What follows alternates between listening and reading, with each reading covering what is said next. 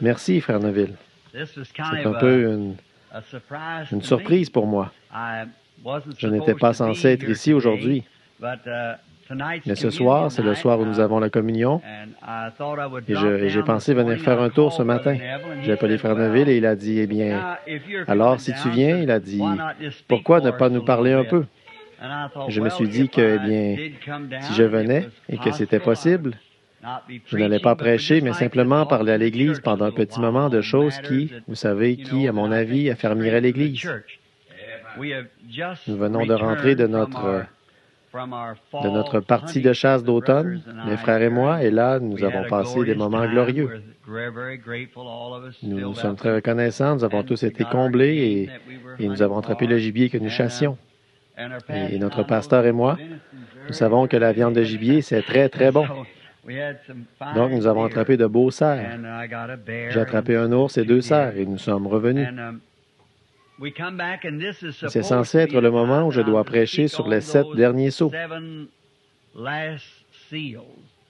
Mais les travaux d'aménagement de l'Église ne sont pas achevés. C'est qu'il y a eu quelque chose, un obstacle. En fait, je pense que la Ville nous donne du fil à retordre parce que nous n'avons pas suffisamment de place de stationnement par rapport au nombre de gens que l'Église compte accueillir. Nous voulons ériger une nouvelle Église ici et nous avons déjà une bonne partie de l'argent prévu à cet effet et afin que nous ayons une plus grande Église. Mais quand nous avons eu les réunions ici, eh bien, vous comprenez la situation. C'est vraiment pitoyable. Les gens sont debout le long des murs, dehors sous la pluie, et c'est tout simplement terrible. Et je reçois des critiques, même de mes amis. Ils disent, Frère Branham, il me semble que... Un médecin de mes amis a dit, il me semble que vous pourriez trouver un autre endroit. Il a dit, ça me fait de la peine, là, les gens passent. Ma voisine, qui est infirmière, m'a dit, eh bien, je suis passé un matin à 5 heures, il était prévu que vous seriez là. Et elle a dit, les gens se rassemblaient déjà là-bas autour de l'église à 5 heures du matin. Il était prévu que vous seriez là à 9h30. Donc, vous voyez, ça rend les choses difficiles. Nous voulons avoir une église spacieuse, avec suffisamment de place assise pour tout le monde. Et nous pensons que nous vivons dans les derniers jours. C'est ce que nous croyons, que là où nous devrions enseigner à l'Église, c'est ces choses, ce qui est en train de prendre forme, ces choses qui ont été prophétisées, certaines d'entre elles, il y a des milliers d'années. Et depuis au moins 25 à 30 ans, dans cette Église, il y a des choses qui ont été prophétisées et qui devaient s'accomplir. Maintenant, elles sont en train de s'accomplir. Alors, nous devrions rappeler ces choses, et nous n'avons pas assez de place. Alors, ce matin, hier, j'ai fait des visites et tout, et je dois encore en faire quelques-unes cet après-midi, et ainsi de suite. Puis, il y a des gens qui désiraient être vus en entretien. Un jeune homme charmant qui a fait une dépression nerveuse. Un frère dans le ministère qui œuvre sur le champ de mission. Plusieurs autres cas. Il y a un frère de Norvège et nous avons eu de petits entretiens là dans la pièce du fond et j'ai dit, eh bien maintenant, nous allons sortir. Et frère Neville a dit, eh bien, nous irons dire quelques mots pour affermir un peu l'Église. L'une des premières choses que je tiens à dire, j'ai noté sur papier ici certaines choses que je tenais à dire et que je serai de retour à l'Église. Une des choses que j'avais écrites ici, c'était au sujet du décès de notre bienveillant frère Taylor pendant notre absence. Frère Taylor a fréquenté cette église pendant de très nombreuses années. Nous le connaissions tous, j'en suis certain. Et s'il se trouve qu'il y a des visiteurs ici, il s'agit du précieux homme âgé qui trouvait toujours un siège pour que vous puissiez vous asseoir, Frère Taylor. La dernière fois que je l'ai vu, jusqu'à ce que je le revoie en tant que jeune homme, il était debout là, à la porte, il y a 3 ou 4 dimanches. Il a dit, je voudrais avoir quelques brochures, Frère Branham. Je voudrais distribuer ces brochures. Alors, à ce que j'ai compris, il était diabétique et il est entré dans le coma et il ne savait pas qu'il avait le diabète. Et il est mort. Il n'est pas mort. Il est simplement allé auprès du Seigneur Jésus. Il était un fidèle et merveilleux frère, toujours soucieux des autres. Et son plaisir était de pouvoir trouver une place pour faire asseoir les gens quand ils venaient à l'Église. Et vous savez, peut-être que quand nous franchirons la barre, ce serait agréable, n'est-ce pas, de voir Frère Taylor là-bas occupé à nous trouver une place pour que nous nous asseyions là, de l'autre côté. Je pense qu'en mémoire de Frère Taylor, je n'étais pas présent lors de ses funérailles pour parler aux côtés de Frère Neville, mais j'aimerais adresser un mot de reconnaissance à sa veuve. Sœur Taylor est ici quelque part ce matin, je suppose. Que Dieu bénisse cette sœur au cœur si loyal. Frère Taylor m'a dit un jour, « Venez me voir là-bas. » J'ai creusé un petit lac là-bas et j'y ai mis quelques poissons pour que vous puissiez venir pêcher. Il se souciait toujours des autres. Il y a quelqu'un qui s'est soucié de lui, Christ, qui lui a donné le salut. Je pense qu'en mémoire de notre frère, nous, notre Église rassemblée comme un corps ce matin, levons-nous tous ensemble et courbons la tête devant Dieu.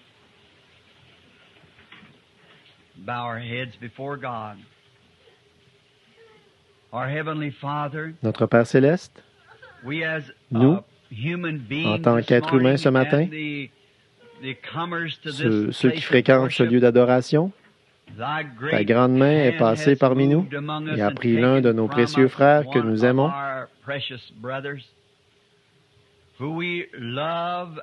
et nous savons que tu l'aimais aussi. Et tu avais une raison pour tout cela, Seigneur. Sinon, ce ne serait pas arrivé de cette manière. Car nous savons que notre Bible nous dit que toute chose concourt au bien de ceux qui aiment Dieu. Et il aimait Dieu.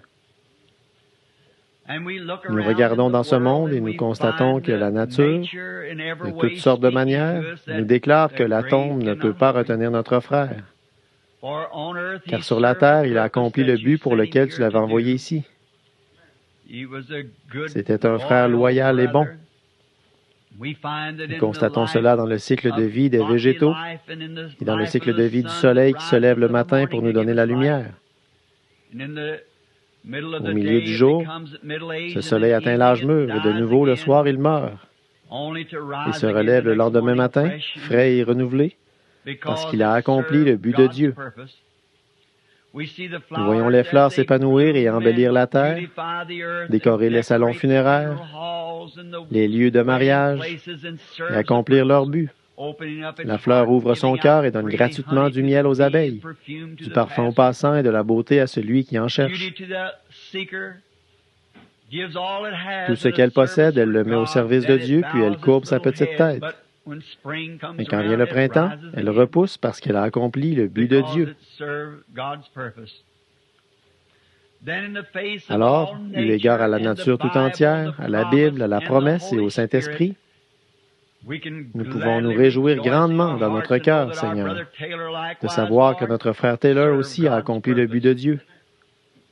Et dire qu'il ne ressusciterait pas reviendrait à renier notre Bible, notre Dieu, et tout ce que Dieu nous a donné en référence pour que nous sachions qu'il y a une résurrection.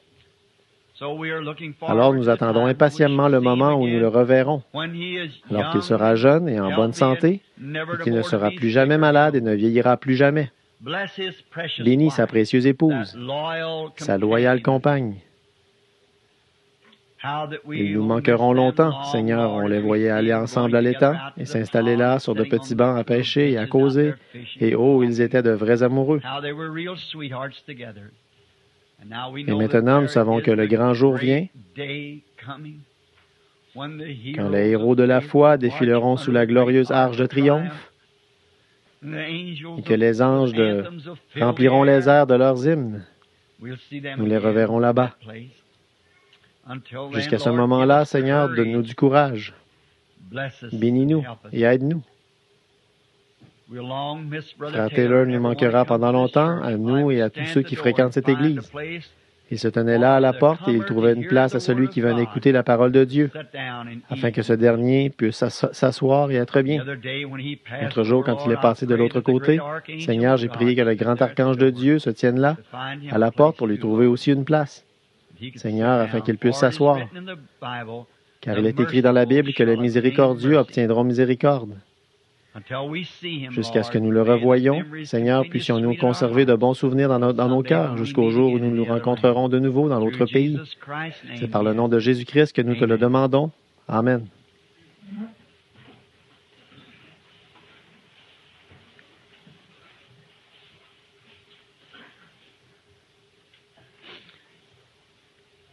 Il nous manquera pendant longtemps, ainsi qu'à nos visiteurs et à tous ceux qui fréquentent notre Église, ce bâtiment-ci pour adorer.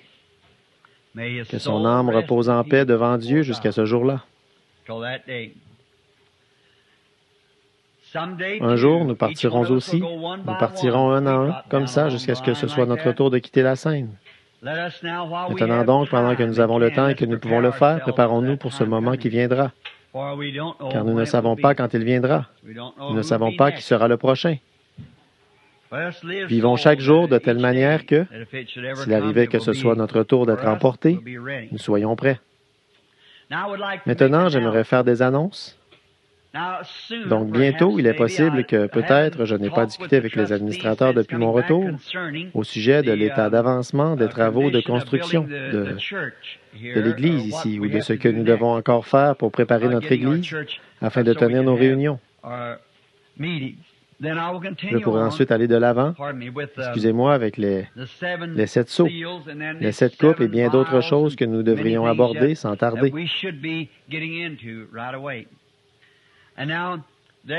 Bon, dimanche matin prochain, là, je suis censé être à Elizabethtown, dans le Kentucky, chez frère L. G. Hoover, pour une dédicace. C'est pour consacrer un nouveau tabernacle, en fait. C'est un tabernacle qu'ils ont acheté à Elizabethtown, dans le Kentucky, en suivant la route 62 jusqu'à Elizabethtown, ou je veux dire la route 31, ou en passant par l'autoroute à péage.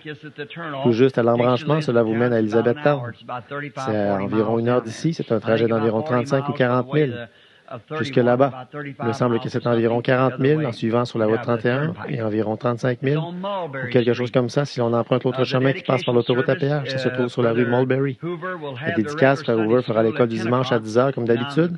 Je dois prêcher le service de dédicace de 11 h à midi, dimanche prochain, le 11 novembre. Là, sur le tableau d'affichage, vous trouverez des informations à ce sujet. Et ce sera là, vous pourrez voir l'itinéraire. C'est sur la rue Mulberry, où les indications ont été données sur le tableau d'affichage, là, dans le vestibule de l'église. Puis, le 22 novembre, je suis censé être à Shreveport, en Louisiane, les 22, 23, 24, 25 et 26. 5 jours, je pense, à Shreveport, en Louisiane, au Life Tabernacle. C'est chez Frère Moore. Ils célèbrent leur jubilé d'or. Le 22 de ce mois, ça fera 50 ans que la bénédiction de la Pentecôte est descendue à Shreveport, en Louisiane. Ça fait 50 ans que le premier message pentecôtiste a été prêché. C'est là qu'est descendu, que le Saint-Esprit est descendu en Louisiane. Et ils commémorent cela, comme c'est le jubilé d'or. Alors, au cours de ce jubilé, je dois prêcher pendant 5 soirées chez Frère Moore, au Life Tabernacle, à Shreveport. Si vous avez des amis là-bas, si vous voulez bien leur écrire ou quelque chose comme ça, eh bien, nous serons heureux qu'ils se joignent à nous. Parlez-leur de ces réunions qui auront lieu prochainement. Et au Life Tabernacle, si quelqu'un y a déjà été, Frère Moore est un homme merveilleux là-bas. Il y a un merveilleux groupe de gens, ces braves gens du Sud.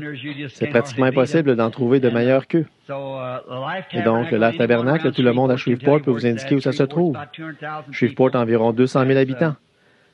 Et c'est une belle ville où on trouve beaucoup d'options d'hébergement. Alors, et c'est un grand tabernacle, un très grand tabernacle. Il y a des étages, des balcons, une salle principale et une autre salle en plus. Il y a tout simplement beaucoup de place. C'est juste en face de la salle municipale qui peut accueillir 5 000 personnes. Se rendre à la salle municipale, c'est exactement comme traverser la rue ici. Le révérend Jack T. Moore, ou bien le Life Tabernacle, à Shreveport, en Louisiane, ça commence le 22. Ça sera du jeudi au dimanche, jeudi, vendredi, samedi, dimanche, 4 jours et non 5, excusez-moi. Ce sera les 22, 23, 24 et 25. Je pense que c'est ça le programme en novembre. Nous verrons alors où on en est par rapport à notre Église ici, l'état d'avancement du projet de construction de l'Église. Les entrepreneurs nous disent qu'ils peuvent mobiliser assez d'ouvriers pour qu'en une dizaine de jours, le projet soit avancé au point que nous puissions pratiquement entrer dans le bâtiment. Vous voyez, ce sera vraiment rapide. Ce qu'ils attendent, c'est l'approbation de la ville. Vous savez, nous devons avoir tant de places de stationnement et tant de ceci, et oh là là, il faut passer par tout un tas de tracasseries administratives avant de commencer à construire quoi que ce soit. Mais j'aimerais revenir à l'Église avant de repartir sur le champ de mission. Eh bien, j'ai reçu des invitations pour aller au Tanganyika, en Ouganda, et un peu partout là-bas. Joseph a tout mis sur pied pour que cette série de réunions commence en février. Hier, quand je suis arrivé, il y avait quelques frères et sœurs Thumbs, et ceux qui sont venus de l'étranger. J'ai trouvé une note sur ma porte ou une invitation d'une association basée en Afrique du Sud. Alors, je vais leur écrire pour voir ce qu'on peut faire. Peut-être que comme je serai si loin, je pourrais faire un saut en Afrique du Sud, probablement vers fin février ou début mars, vers cette période-là. Nous espérons que l'Église sera prête pour que je puisse aborder les âges de l'Église avant que l'hiver s'installe, si possible. Sinon, ce sera quand je reviendrai de là-bas, si le Seigneur Jésus tarde. J'écoutais hier, c'était plutôt avant hier, je crois, j'écoutais un enregistrement. Je pense l'avoir entendu jouer ici ce matin. C'était un jeune frère du Sud sa mère était venue à la réunion. Elle avait une tumeur maligne à un sein et elle était recouverte de l'ombre de la mort. Et le Saint-Esprit, dans l'une des réunions qui se sont tenues récemment à Southern Pines, je crois, ou ailleurs, lui a parlé de sa tumeur maligne. Il lui a dit qui elle était et d'où elle venait. Il lui a dit qu'elle avait un garçon qui était un rétrograde et qu'il allait avoir un accident et qu'il serait accusé d'homicide involontaire. Et un tas de choses semblables. Et ce garçon, tout cela est arrivé exactement tel quel. Et son cancer malin, ou plutôt sa tumeur maligne, l'a quitté. En fait, une tumeur maligne est un cancer, vous savez. Ainsi donc, cela l'a quitté. Et le garçon a comparu pour homicide involontaire et tout exactement comme le Saint-Esprit l'avait dit. Et il a été de nouveau conduit à Christ. Et il a enregistré tout cela sur une bande. Et je l'ai entendu jouer. Avez-vous aimé ce bon vieil accent du Sud? Il disait ici, en Caroline du Nord, disait-il, « Oh, que je les aime, ces braves gens du Sud. » Et le Seigneur a continué à le bénir. Il a dit, « Je sais que vous dites que vous ne prêchez pas de doctrine, Frère Branham, excepté aux gens de votre assemblée. » Il a dit, « Nous faisons partie de votre assemblée. » Alors, c'était bien gentil de sa part de dire ça. Et maintenant, il y a une photo, je crois, qui est peut-être sur le tableau d'affichage ce matin. Si elle n'y est pas, Billy l'y affichera. On m'a souvent dit, quand j'ai commencé à en parler au tout début, les gens disaient, « Vous avez juste imaginé ça, Frère Branham, que vous voyez cette lumière. Cette lumière. Il y a probablement très peu de... Il se peut qu'il y en ait encore quelques-uns ici, des vieux de la vieille, qui s'en souviennent. C'était avant que des photos en aient été prises. Est-ce qu'il y a quelqu'un ici qui se souvient que je disais ça il y a très longtemps? Regardez, seulement 4 ou 5 mains. Sœur Spencer, qui est ici, frère et sœur Slaughter, et le frère qui est ici et le frère qui est là-bas. Il ne reste plus que 5 ou 6 des vieux de la vieille.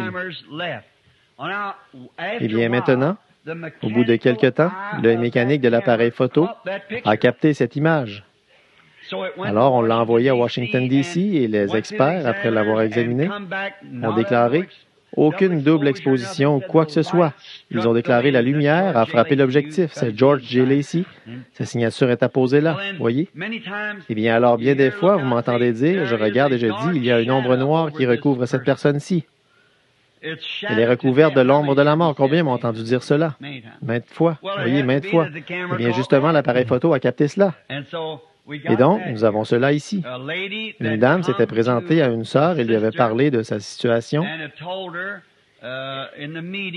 lors de la série de réunions en Caroline, où nous avons eu cette merveilleuse série de réunions à Southern Pines. Et là, cette dame se mourait du cancer aux 2 seins. Les médecins l'avaient condamnée. La dame s'est penchée et a pris la photo de cette femme au moment où je lui disais qui elle était et d'où elle venait. Je lui ai dit, vous êtes recouverte de l'ombre noire. Vous êtes recouverte de l'ombre de la mort. Et la dame a pris cela en photo. Et voilà, l'œil mécanique de l'appareil photo a capté l'ombre de la mort. Si jamais vous avez vu le film Les 10 commandements et que vous avez vu l'ange de la mort comme il avançait, cette ombre sombre et lugubre se trouve là, sur cette photo. Et je pense qu'en ce moment, c'est affiché au tableau d'affichage. Sinon, Billy m'entend, eh bien, qu'il se charge d'afficher cela au tableau d'affichage. Il y a là une flèche qui indique la personne, et cette personne, cette ombre, a quitté cette femme et elle a été miraculeusement guérie. Mais il y a comme un capuchon, une fumée noire qui s'est rassemblée sous forme de capuchon au-dessus de la dame. C'est suspendu comme ça au-dessus de ce cancer. Ça vient de là. Bien entendu, c'est cette ombre qui indique que la mort se déverse en elle, pas ce cancer. Eh bien, peu importe combien vous essayez de dire la vérité aux gens, il y aura quelqu'un qui soupçonnera que ce n'est pas la vérité. Et si vous dites toujours la vérité, alors vous savez que vous avez raison. J'ai un ami qui est un propriétaire de ranch dans l'Ouest, et le service de protection de l'environnement avait dépensé environ 4 000 $ pour acheter une motoneige, en vue de compter le troupeau de wapitis qui était resté là-bas dans la vallée de la rivière Troublesome. Monsieur Jeverez, qui est venu dans cette église, je l'ai conduit à Christ alors qu'il était un parfait incrédule. Il m'avait entendu raconter la fois où nous faisions du cheval ensemble et lui il ne croyait à rien d'autre qu'à la théorie de Darwin. Cet enfant né d'une vierge, c'était une absurdité. L'autre soir, nous avons campé à l'endroit même où il avait accepté Christ. Et donc, voici ce que cet homme leur a dit. Il a dit, eh bien, vous n'avez pas besoin d'acheter cette automobile, cette motoneige. Il a dit, je vais vous dire exactement combien de wapitis se trouvent là-bas. Il a dit, il y en a 19. Il a dit, il y en avait 20. Il y en avait 21 et j'en ai tué 2. Et là, il parlait au garde-chasse. On est autorisé à n'en tuer qu'un. Alors, il a dit, il y en avait 21 et j'en ai tué 2. Il en reste 19. Et il a dit, oui, Jeff, je sais que tu en as tué 2. Il a dit, c'est vrai. Eh bien, ils ont pris la motoneige et ils sont allés. Et là, ils ont trouvé 19 wapitis. Il a dit, Billy, on n'a qu'à dire la vérité à un homme. Il ne la croira pas. Alors, c'est à peu près la même chose. On a beau dire la vérité aux gens, ils vont quand même... Il y a tellement de malentendus et de mensonges sur différents sujets que les gens ne croient plus que vous dites la vérité quand vous leur dites la vérité. Voyez-vous? Mais nous sommes si reconnaissants d'avoir un Père céleste qui atteste cette vérité par une confirmation. C'est vrai. Alors, si aujourd'hui était mon dernier jour sur la Terre, même la recherche scientifique et les preuves scientifiques pourront démontrer que j'ai dit la vérité au sujet de ces choses. C'est vrai, c'est la vérité. Donc, ce sera probablement affiché au tableau d'affichage. Billy, es-tu là, dans la pièce? As-tu cette photo sous la main? Si oui, eh bien, apporte-la ici. Tu pourrais la mettre ici. Probablement qu'ils pourront la voir. Eh bien, je ne sais pas. Il y aura de l'éclairage sur le tableau. Alors voici la photo juste ici. Je pense que vous ne pouvez pas la voir. Mais juste ici, on peut voir cette ombre de la mort en forme de capuchon au-dessus de la tête de cette femme. Et voici le commentaire qui l'accompagne ici, là, où cette dame avait pris cette photo, pour voir si ça se verrait vraiment. Et voilà, c'est là-dessus. C'est l'ombre de la mort sous la forme d'un capuchon. Tu vois cette femme, celle qui est juste là? Je pense que tu as vu cela, Frère Neville, n'est-ce pas? Alors, Billy va probablement afficher cela au tableau d'affichage. S'il te plaît, Billy, viens prendre cela et va l'afficher là devant, au tableau, pour que tout le monde puisse voir cela en sortant. Lui ou Doc, l'un des deux. Bon, je pensais que ce serait peut-être assez clair pour que vous puissiez la voir, mais c'est trop sombre pour ce genre de photo. Mais il va afficher cela là-bas pour que vous puissiez le voir en sortant. Donc, rappelez-vous toutes les annonces. Et maintenant, ce matin, je me suis dit que nous devrions peut-être parler un peu de quelque chose qui encouragerait l'Église, quelque chose qui vous donnerait plus de... Qu'est-ce que tu dis? Oui, Doc, s'il te plaît, ce serait bien. Je veux me servir de ceci. On n'avait pas la lampe la semaine dernière, alors nous avons pensé que cela améliorerait peut-être l'éclairage aujourd'hui. Je voulais parler de ceci parce que c'est en rapport avec un songe qu'une sœur a eu. Je me demande si Sœur Shepherd est dans l'église ce matin.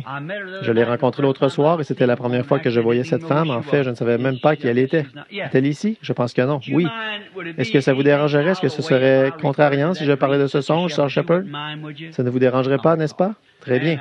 C'est très bien. Maintenant, avant d'aborder cela, courbons de nouveau la tête. Bienveillant Père céleste, nous te donnons la louange pour toute ta bonté et ta miséricorde. Et maintenant, tranquillise-nous, Seigneur, afin que nous puissions étudier la parole du Dieu vivant, alors qu'elle vient à nous par des visions, qu'elle est confirmée par le Saint-Esprit et qu'elle est soutenue par la Bible. Nous te prions donc de nous en donner la compréhension afin que nous sachions ce qu'il faut faire en ces derniers jours alors que nous voyons les puissances du mal s'installer autour de nous maintenant. La bataille, la dernière bataille, est sur le point d'être livrée. Aide-nous, Seigneur, comme de vrais guerriers forts, fait que nous brandissions continuellement le bouclier de la foi avec la parole de Dieu, l'épée, et que nous allions de l'avant.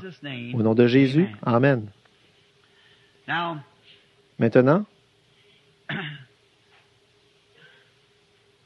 avec cette pensée d'aller de l'avant, d'une bataille, comme quand on se met en ordre de bataille, prêt à entrer en action, une vraie bataille pour combattre le combat de la foi.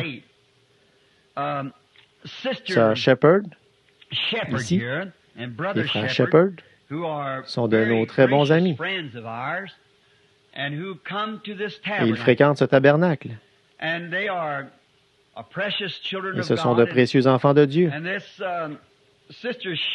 Et Sœur Shepherd, quand j'ai ramassé mon courrier, ce auquel Billy peut répondre, c'est quand quelqu'un dit « Envoyez-moi tel nombre de tissus de prière, je prie sur ces tissus et il renvoie les réponses à ces personnes. » S'il s'agit d'une lettre personnelle, je dois y répondre moi-même, voyez-vous. Alors j'ai ramassé mon courrier personnel et je l'ai ramené à la maison. Je me suis mis à le lire et il y était mentionné de la part de Sœur Shepherd. Et il s'agissait là d'un songe qu'elle avait eu il y a quelques mois. Et elle ne l'avait jamais vraiment compris jusqu'à il y a 2 ou 3 dimanches quand j'ai enseigné sur ces 7 âges de l'Église et les 7 fruits dans 2 Pierre où il est dit, dans 2 Pierre 1, qu'il faut joindre à notre foi. Voyez, premièrement, le fondement, c'est la foi. Deuxièmement, joignez à votre foi la vertu, à votre vertu la connaissance, à la connaissance la tempérance, à la tempérance la patience, à la patience la piété, à la piété l'amour fraternel, l'affection fraternelle, et ensuite l'amour, qui est la pierre de fête. C'est 7 choses, 7 âges de l'Église, voyez? Les 7 étoiles des âges de l'Église.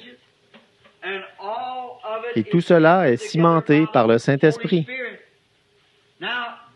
Eh bien, voilà ce qu'il faut pour devenir un serviteur de Christ. Christ bâtit son Église en 7 âges de l'Église. Son épouse, une personne, une femme, l'Église. 7 âges de l'Église constituent et forment l'épouse. Certains sont pris de cet âge-ci, d'autres de cet âge-là, d'autres de cet âge-là, et l'ensemble forme un genre de pyramide. Comme Enoch, qui, croyons-nous, a construit les pyramides. Et la pierre de fête n'a jamais été placée à leur sommet, parce que cette pierre principale avait été rejetée. Et nous avons présenté cela non pas comme une doctrine, mais simplement pour comprendre, seulement pour l'Église ici, que c'est Dieu se rend parfait en 3. Il se rend parfait en Père, Fils, Saint-Esprit. 3 fonctions d'un seul Dieu. Il se rend parfait par la justification, la sanctification, le baptême du Saint-Esprit. Ce sont les œuvres parfaites de la grâce. Il se rend parfait en 3 venues. La première fois pour racheter son épouse, la deuxième fois pour prendre son épouse, la troisième fois dans le millénium avec son épouse. Et tout est rendu parfait en 3. 7, c'est le nombre de l'adoration de Dieu. Dieu est adoré en 7. Il est rendu complet, donc parfait et complet. La chose étrange, et ça je ne le dis pas pour l'injecter là-dedans, mais seulement pour vous le montrer, c'était que le dernier cerf que j'ai eu avait 5 points d'un côté et 3 de l'autre, voyez-vous, la grâce et la perfection. Maintenant, remarquez ceci. Christ, Dieu a écrit 3 Bibles. La première Bible était dans le ciel, c'est le Zodiaque. Bon, si vous ne connaissez pas le livre de Job, oubliez ça, car en effet, c'est Job qui a expliqué cela. quand il a levé les yeux et a nommé ces choses qui étaient dans le ciel. Et remarquez, dans le zodiaque, cela commence par quoi? La première chose dans le zodiaque, c'est la Vierge. La dernière chose dans le zodiaque, c'est le lion. La première venue de Christ, c'était par la Vierge. Sa seconde venue, c'est le lion de la tribu de Juda. Et Enoch avait achevé à son époque, ou à cette époque-là, la pyramide. Et ça, évidemment, nous n'avons pas le temps d'en donner le contexte pour montrer comment cette pyramide a été construite avec des chambres et tout. Cela dépeint clairement ce temps de la fin. Ils sont maintenant au niveau de la chambre du roi, selon leurs mesures. Mais la pierre principale n'a jamais été posée au sommet de la pyramide. Les pierres ont été parfaitement assemblées du point de vue de l'architecture ou de la maçonnerie, de sorte que même la fine lame de rasoir, ils ne savent pas comment cela a été construit. Ils ne le comprennent pas. On ne pourrait même pas glisser une lame de rasoir là où il devrait y avoir du mortier. Il n'y a pas de mortier là-dedans. C'est tout simplement assemblé avec perfection. Alors c'est ce qui se passe quand Christ et l'Église deviennent un. Il n'y a pas de mortier entre eux. Il n'y a rien entre eux. C'est tout simplement Dieu et la personne. Dieu, Christ et la personne. Et alors, cette pierre principale, ils ne l'ont jamais trouvée. Vous connaissez la pierre de Scone qu'on utilise en Angleterre lors de l'ordination des rois ou pour les couronner et tout. Mais la pierre principale, si vous remarquez sur le billet d'$1 américain, vous verrez ici, sur le billet d'$1 américain, sur l'un des côtés, à gauche, il y a le sceau de l'Amérique, un aigle qui tient des lances dans sa patte. Sur le second côté, ça s'appelle le sceau des États-Unis. Mais de l'autre côté, il y a la pyramide, surmontée d'un grand œil. Et en dessous, c'est marqué le grand sceau. Pourquoi est-ce que ce serait le grand sceau dans cette nation, carrément au-dessus du sceau de notre nation? Voyez? Peu importe ce que vous ferez, Dieu fera que cela parle quand même. Voyez? Il fait que le pécheur en parle, il fait que la nation en parle, tout doit parler de lui. Peu importe si vous voulez y croire ou non. C'est en plein là. Maintenant, remarquez, il y a un œil là, l'œil de Dieu. C'est que le fait n'a pas été posé, le sceau principal, parce qu'il a été rejeté. C'était le Fils de Dieu. La pierre angulaire de l'édifice, le sceau principal de la pyramide et de tout cela. Bon, je n'aime pas. Parfois, on enregistre ces prédications et elles se retrouvent parmi les frères dans des églises, dans d'autres églises. Et quand cela se produit, les frères ont parfois la fausse impression que je parle contre des frères. Mais ce n'est pas ça. Si seulement vous pouviez écouter et comprendre, voyez, je ne parle contre aucun frère. En effet, il n'est pas convenable pour des frères de parler les uns contre les autres. Nous devons parler les uns en faveur des autres et non les uns contre les autres. Mais quand je parle parfois de certaines organisations comme les presbytériens, les méthodistes, et ainsi de suite, les gens disent, voyez, il est contre cela. Je ne suis pas contre les frères qui y sont, ou contre les sœurs qui y sont. Ce que je dénonce, c'est le système qui désunit les frères. Les enfants de Dieu sont une seule famille et non des groupes distincts. Et certains d'entre eux disent, je ne veux rien avoir à faire avec cela parce que c'est presbytérien et moi je suis méthodiste. Voyez? Eh bien, ce n'est pas de ça qu'il s'agit. Voyez? Il s'agit du système de cette organisation qui brise la communion entre les frères. Voyez? Or là, comme je l'ai déjà dit, si vous descendiez la rivière dans un vieux rafio et que vous essayez de braver les chutes, alors que je sais que cela ne marchera pas, eh bien, alors je crierai, pas pour vous réprimander. C'est que j'essaie de vous faire sortir de ce bateau, voyez, parce que ce bateau-là va se briser et vous serez abandonnés à vous-même dans l'eau. Alors ce n'est pas contre le frère qui est dans le bateau que je crie, mais je crie au frère pour lui montrer ce qui est sur le point d'arriver. Eh bien, tous ces systèmes que les hommes ont mis sur pied dans leur grande réalisation devront s'écrouler. C'est tout, nous devons parvenir à l'unité, à la communion entre les frères. Cela a toujours été mon but dans la vie, d'essayer d'unir, non pas de briser une organisation, mais plutôt d'amener les gens à abandonner leurs opinions et à être des frères pour tous les chrétiens nés de nouveau. Voyez-vous, c'est ça qu'il faut. C'est ça ma position. Et bien, voilà, si les frères veulent bien remarquer cela, beaucoup de nos frères, même au sein des églises du plein évangile, ne croient pas que les baptistes, Les méthodistes, les luthériens et tous les autres ont une chance. Mais eh bien, ils ont peut-être raison. Mais je ne partage pas ce point de vue. Je crois que cet âge, l'âge de Luther, cet âge ici a été appelé, je crois, l'âge de Sardes. Et ensuite l'âge de Philadelphie, celui des méthodistes. Et puis les pentecôtistes, l'âge de Laodicée. Je crois que ce sont des âges. Et Dieu, dans chacun de ces âges, a pris un peuple élu. Et là, comme Hébreux 11 le dit, eux, sans nous, ne parviennent pas à la perfection. Voyez? Mais maintenant, l'Église est partie d'ici et elle est devenue de plus en plus minoritaire jusqu'à ce qu'elle arrive à l'âge pentecôtiste. Eh bien, la raison pour laquelle je dis ceci, c'est pour que vous puissiez avoir une idée de ce que la sœur a vu dans son songe. Et son songe se rapporte certainement à ce que j'enseigne. Remarquez. Alors ici, bon, toutes ces choses que vous dit 1 Pierre, au verset 6 et 7, par votre foi, c'est la première chose. Eh bien, je dis que les gens prétendent avoir ces vertus sans même être nés de nouveau. Et je crois avoir fait une remarque assez tranchante quand j'ai dit, c'est comme un merle qui essaie de s'attifer de plumes de paon et de se faire passer pour un paon. Il ne peut pas réussir. Il doit y avoir un plumage naturel qui pousse de lui. C'est de son intérieur que doit sortir ce plumage. Et de tout temps, j'ai toujours été accusé d'être dur avec nos sœurs au sujet des cheveux coupés, du maquillage sur le visage et toutes ces choses. J'ai toujours été accusé d'être dur avec nos sœurs. Ce n'est pas que j'ai quoi que ce soit contre elles. Je ne dis pas que cette femme n'est pas une bonne femme, qu'elle est une fille de trottoir ou quelque chose comme ça. Ce n'est pas ça mon attitude. Mais voici ce qu'il en est. Quand elle est si artificielle à l'extérieur, ça montre qu'il y a beaucoup de choses artificielles à l'intérieur, voyez? Là où ça devrait être rempli de Christ. En effet, l'extérieur exprime toujours ce qui est à l'intérieur. C'est à leurs fruits que vous les reconnaîtrez, voyez-vous?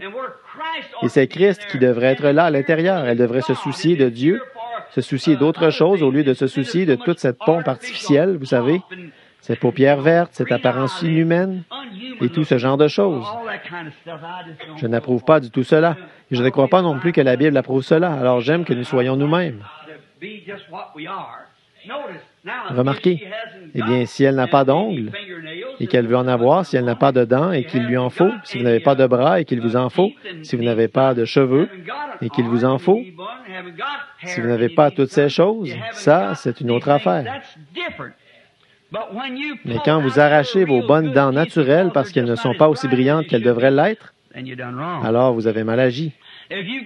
Si vous avez des cheveux roux et vous en voulez des noirs et qu'à cause de ça, vous allez les teindre en noir, vous avez mal agi. Oui, c'est ce que moi je pense. Mais le plus important, il n'y a pas d'écriture pour ça. Par contre, pour ce qui est de couper vos cheveux, il y a des écritures, oui. Il y en a plein à ce sujet. Alors nous voulons être sûrs que ça, c'est bien clair. Voilà. Alors notre sœur, dans son songe, elle a rêvé qu'elle... Eh bien, tout d'abord, elle était troublée. À quoi ça sert d'aller de l'avant et d'essayer de se battre dans la vie si Dieu nous exige d'avoir le Saint-Esprit que nous ne l'avons pas? Eh bien, je ne pense pas. Ils enregistrent peut-être ceci, mais s'ils ne le font pas, s'ils le font, c'est uniquement pour l'Église. Voyez? Maintenant, si jamais un frère recevait cette bande, si vous entendez ma voix, frère, souvenez-vous que ceci, cet enseignement, c'est uniquement pour mon Église. Vous devez toujours examiner ces bandes avant votre assemblée. Et si vous ne voulez pas que votre assemblée les entende, alors ne les laissez pas les entendre. Mais j'essaie simplement de m'exprimer à ce petit groupe ici, les gens dont nous nous efforçons, frère Neville et moi, par le Saint-Esprit d'être les pasteurs, et à qui nous enseignons. Eh bien, il se peut que vous ne soyez pas du tout d'accord sur certains points. Si c'est le cas, comme je l'ai toujours dit au sujet de quelqu'un qui mange du poulet frit, quand vous tombez sur un os, vous ne jetez pas le poulet, vous jetez l'os. Alors, faites toujours cela. Si en mangeant une tarte aux cerises, vos dents s'arrêteraient sur un noyau, vous ne jetteriez pas la tarte, vous jetteriez simplement le noyau. Alors, faites la même chose quand vous écoutez ceci.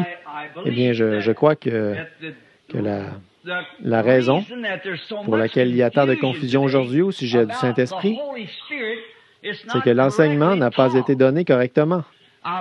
Je crois qu'on enseigne le baptême et on dit simplement le baptême. Mais alors, c'est comme quand on dit automobile. Eh bien, il y a plusieurs mécaniciens dans cette Église Et je ne connais rien à ce sujet. Donc, si je fais une erreur, frère, souvenez-vous que je ne suis pas un mécanicien. Il doit y avoir des bobines, des bougies, des vis platinées, des soupapes, et toutes ces choses qui constituent l'automobile. Quand on parle du baptême du Saint-Esprit, il y a beaucoup de choses qui vont avec cela. D'accord? Voyez? Il y a beaucoup de choses qui vont avec cela. Et voici ce que je pense que Dieu est en train de démontrer. C'est ici que se trouve le Saint-Esprit. Voyez? Or, Pierre a dit que, premièrement, il y a la foi. Maintenant, soyez vraiment attentifs. Nous allons enseigner ceci pendant quelques minutes. La foi. C'est ce qu'il vous faut premièrement. Et joignez à votre foi la vertu. À votre vertu, la connaissance. À votre connaissance, la tempérance. À votre tempérance, la patience. À votre patience, la piété. À votre piété, l'amour fraternel, l'affection fraternelle. Et ensuite, l'amour. Et tout le monde sait que l'amour, c'est Dieu. Dieu est amour. Voyez? Maintenant, alors, nous partons de là et nous ramenons cela au cet âge de l'Église. Dieu forme, en cet âge de l'Église, une épouse pour Christ. À travers l'âge de Philadelphie, de Thyatire, de Pergame, de Smyrne et d'Éphèse, un âge de l'Église dont Jésus a dit que l'époux arrive à la première veille ou à la 7e veille, toutes ces vierges se réveilleraient. Effectivement, elles se sont réveillées. Les vierges d'Éphèse, de Smyrne, de Pergame, de Thyatire, de Sardes, de Philadelphie et de Laodicée. Aviez-vous remarqué cela? C'est dans le 7e âge qu'il est venu et a réveillé ces vierges endormies. Donc cela les englobe toutes, jusqu'ici en bas, voyez? Car c'est ainsi qu'au fil des ans, des âges, il a formé une épouse, donné naissance à une épouse, engendré une épouse sur la terre pour Christ. Et de la même manière qu'il a engendré cette épouse, il a engendré des individus. Maintenant, je suis en train de mettre cela en contexte pour que vous puissiez comprendre quand on parlera du songe de la sœur. Maintenant, ces choses-ci doivent absolument se trouver dans le chrétien avant que le Saint-Esprit le scelle, avant que celui-ci descende là-dessus pour en faire une entité complète. Maintenant, voici le songe de notre sœur. Elle était inquiète, elle se demandait si elle avait le Saint-Esprit ou non. Au moment où elle s'est allongée sur le canapé où son mari était en train de lire un journal, elle a, comme moi, de jeunes enfants et ils font constamment du bruit et tout. Elle s'est donc endormie pendant une dizaine ou une quinzaine de minutes. Et elle a eu un songe. Elle n'arrivait pas à le comprendre, à démêler tout cela, depuis presque un an, jusqu'à ce que ce message soit enseigné. Et pendant que j'enseignais cela, tout le songe lui est revenu. Elle a rêvé qu'elle était en prière. Elle faisait les 100 pas d'abord avant qu'elle rêve.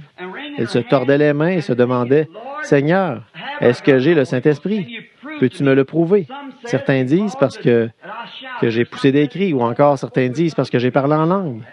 Et nous croyons toutes ces choses, mais est-ce que je l'ai vraiment? Je crois à toutes ces choses, à sa vertu, au parler en langue, aux cris de joie, et à tout genre de démonstration. Je crois à tout cela. Mais si vous avez cela sans ceci, il y a quelque chose qui cloche, voyez? Là, voyez-vous, vous n'avez que l'enveloppe. Remarquez.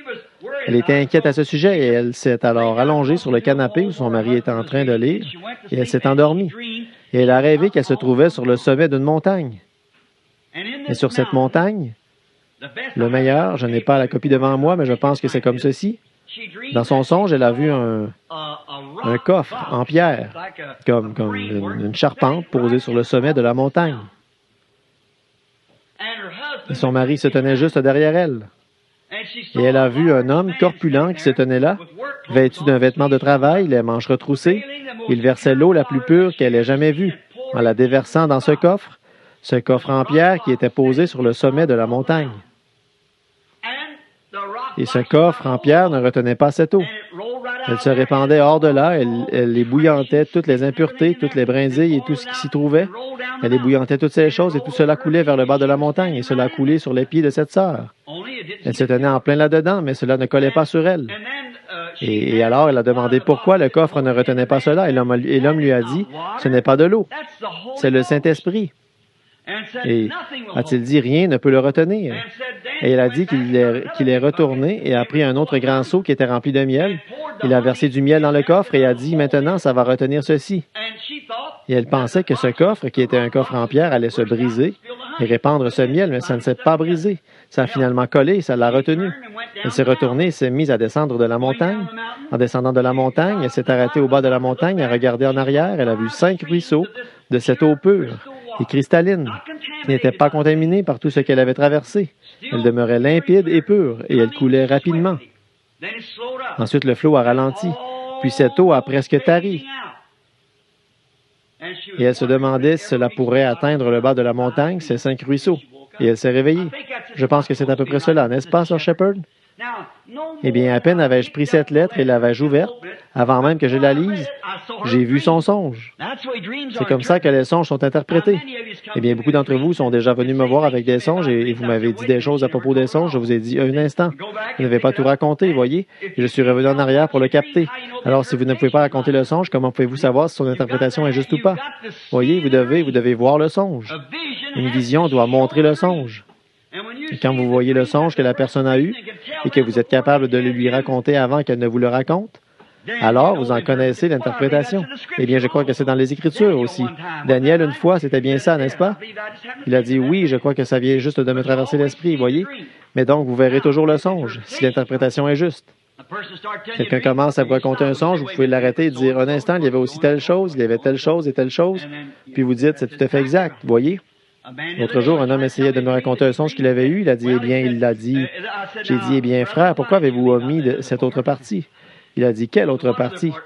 J'ai dit, vous avez rêvé que vous avez lancé une pierre en l'air et que j'ai tiré dessus et que quelques fragments me sont tombés dans les yeux. Il a dit, c'est tout à fait vrai, frère Branham, et on en a retiré le dernier fragment hier. Ah oui. Alors voilà, voyez-vous, pourquoi? Bien que vous n'ayez pas dit toute la vérité, voyez-vous, il la révèle toujours là, vous déclare votre songe, ce que vous avez rêvé. Alors vous savez que c'est juste. Maintenant, voici l'interprétation de son songe. Elle était troublée au sujet du Saint-Esprit. Or, ce coffre qu'elle a vu au sommet de la montagne, c'était le roc. Le coffre en pierre, c'est le roc, la confession. Eh bien, comme Jésus l'a dit dans l'Écriture, il a dit,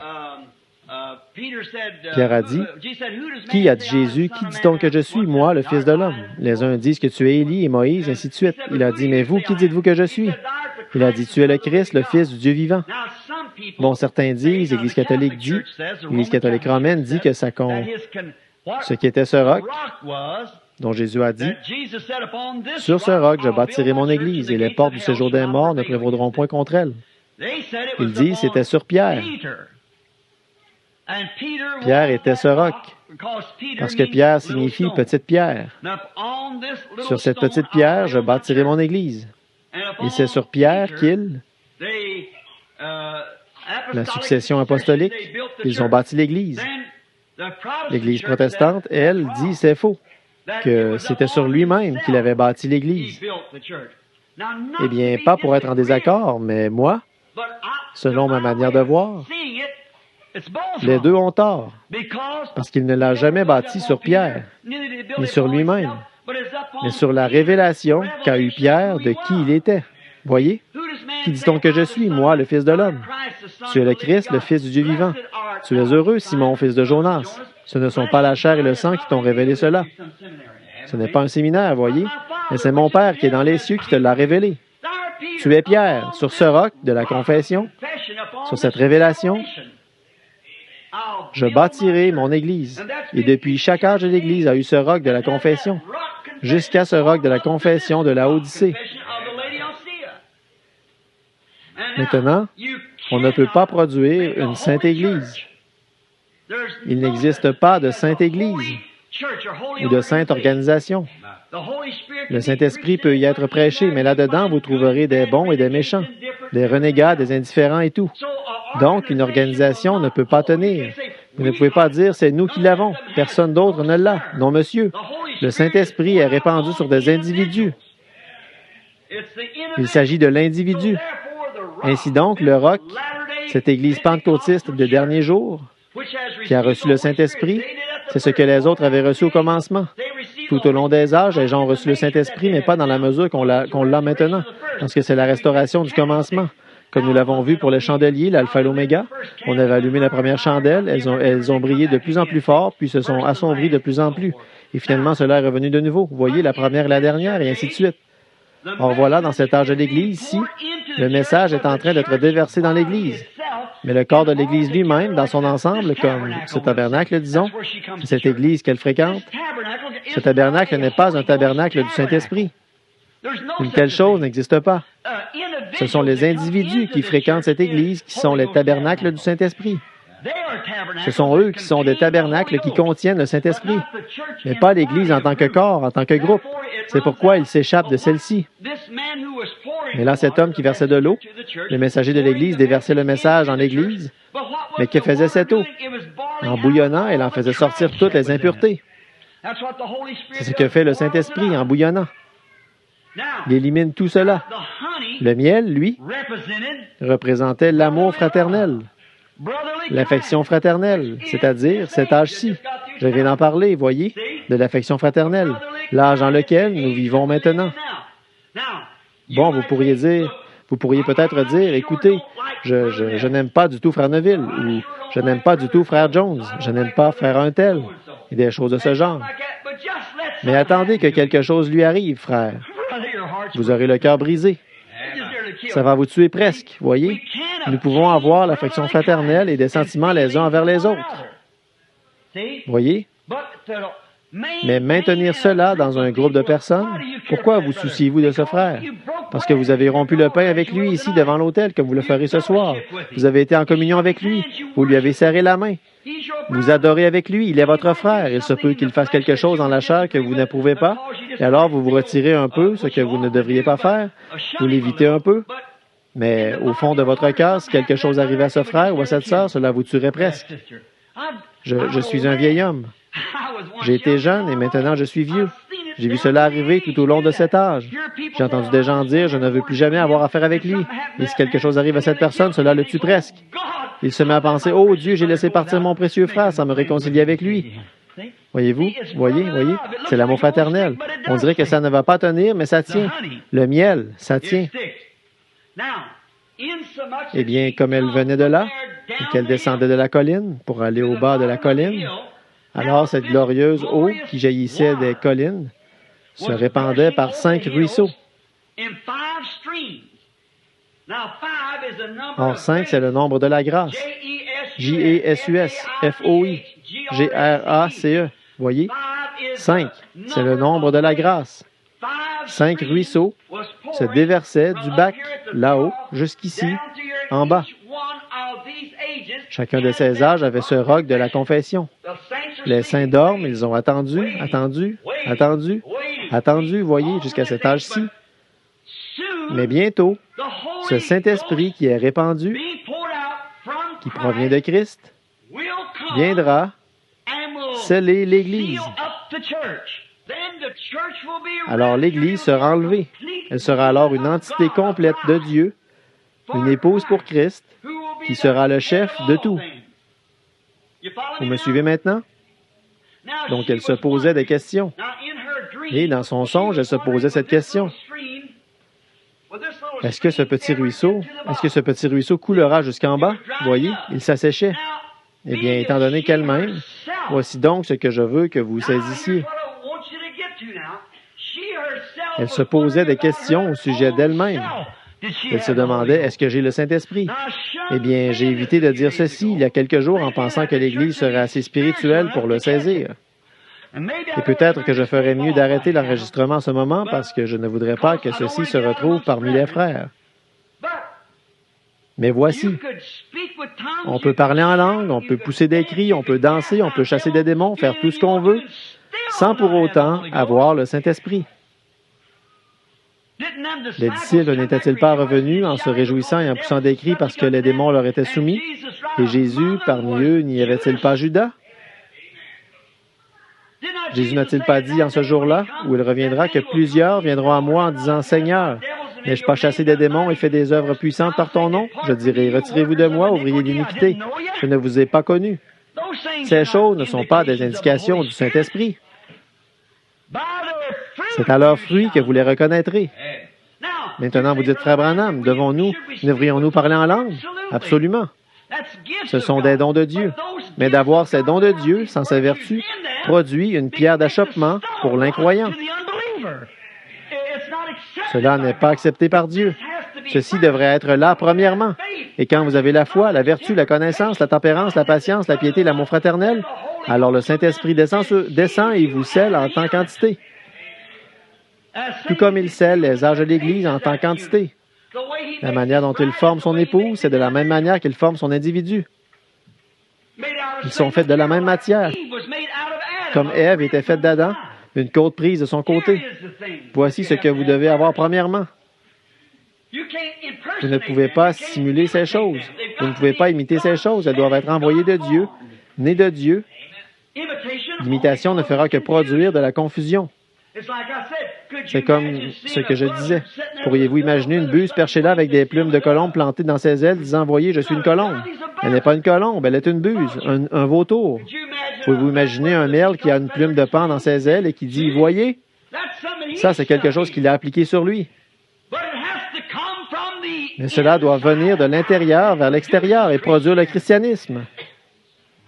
Dieu, par la puissance du Saint-Esprit. Notre sœur avait les pieds mouillés quand elle est arrivée en bas. Nous connaissons tous Sœur Shepherd comme quelqu'un de charitable. Sa maison est ouverte. Le frère et elle, peu importe si c'est un clochard, un mendiant ou quoi que ce soit, ils lui donneront à manger, feront tout ce qu'ils peuvent pour lui venir en aide. Oh, Dieu a accepté cela, ce fondement qu'elle a. Et voici maintenant, saisissez cette leçon. Voici ce qui ne va pas avec ceci, je vais l'enregistrer. Voici ce qui ne va pas avec le Branham Tabernacle. Voyez-vous, il y a deux sortes de foi. Il y a deux sortes de vertus, comme je l'ai dit l'autre jour. Deux sortes de connaissances, deux sortes de tempérance. Certains croient l'avoir par la prohibition. Ce n'est pas la sorte de tempérance dont Dieu parle. Il s'agit de votre tempérament impie et incontrôlable à des choses et des choses de ce genre qui font que vous êtes prompt à réagir, à vous quereller. Quant à la patience et tout, il en existe des parodies, des faux-semblants. Il y a une foi donnée par la nature, une vertu donnée par la nature. Il y a une tempérance donnée par la nature. Toutes ces choses données par la nature. Et la plus grande partie de notre foi, c'est la foi mentale. L'écoute de la parole nous amène à une reconnaissance mentale de Dieu. Mais si cela, qui vient d'en haut, oh frère, si jamais cela frappe ceci, il y aura une foi spirituelle, à caractère divin. Alors, cette foi-là, que fait-elle? Cette foi ne reconnaît que la parole.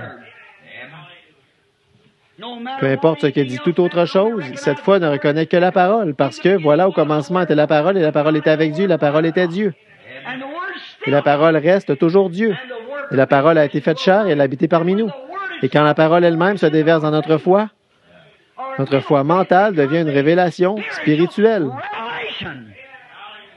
Sur ce fondement, je bâtirai mon Église. Voyez?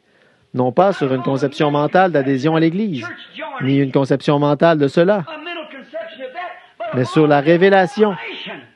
Après que les ruisseaux de la grâce se sont déversés dans cette foi mentale que vous avez.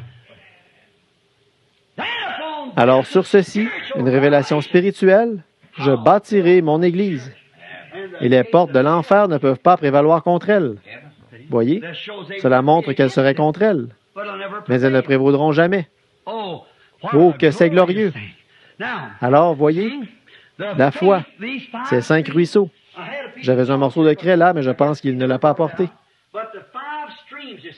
Mais les 5 ruisseaux, vous voyez, qui coulent ici, ils cimentent tout ceci ensemble. C'est le Saint-Esprit qui a formé l'Église d'Éphèse. C'est le Saint-Esprit qui a donné naissance à l'Église de Smyrne.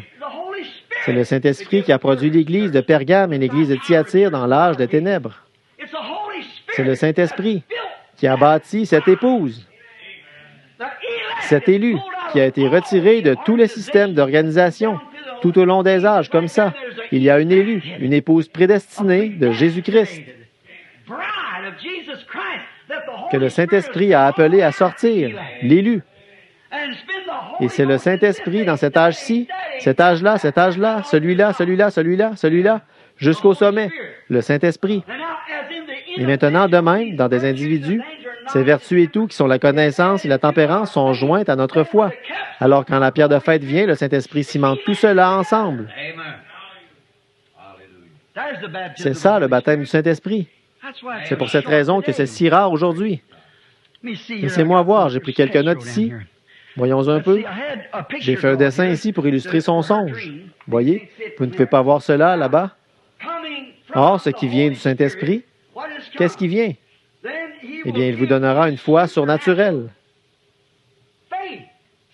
une foi spirituelle, ce qui est ici à la base. Et cette foi spirituelle reconnaît uniquement la parole. Peu importe ce que quiconque dit, ça ne sert à rien. Elle ne connaît rien d'autre que la parole. Si quelqu'un dit « les jours des miracles sont passés », cette foi ne connaît rien d'autre que la parole. Quelqu'un dit « le baptême du Saint-Esprit n'existe pas », cette foi ne connaît rien d'autre que la parole. Ça, c'est la véritable foi spirituelle, voyez-vous? C'est vrai, voyez, elle ne connaît rien d'autre que la parole. Alors, c'est ça en premier. Premièrement, ce qui vient à vous, à votre foi mentale qui est juste ici, c'est le Saint-Esprit qui descend dans votre foi mentale pour en faire une foi spirituelle. Ensuite, la foi spirituelle reconnaît uniquement la parole.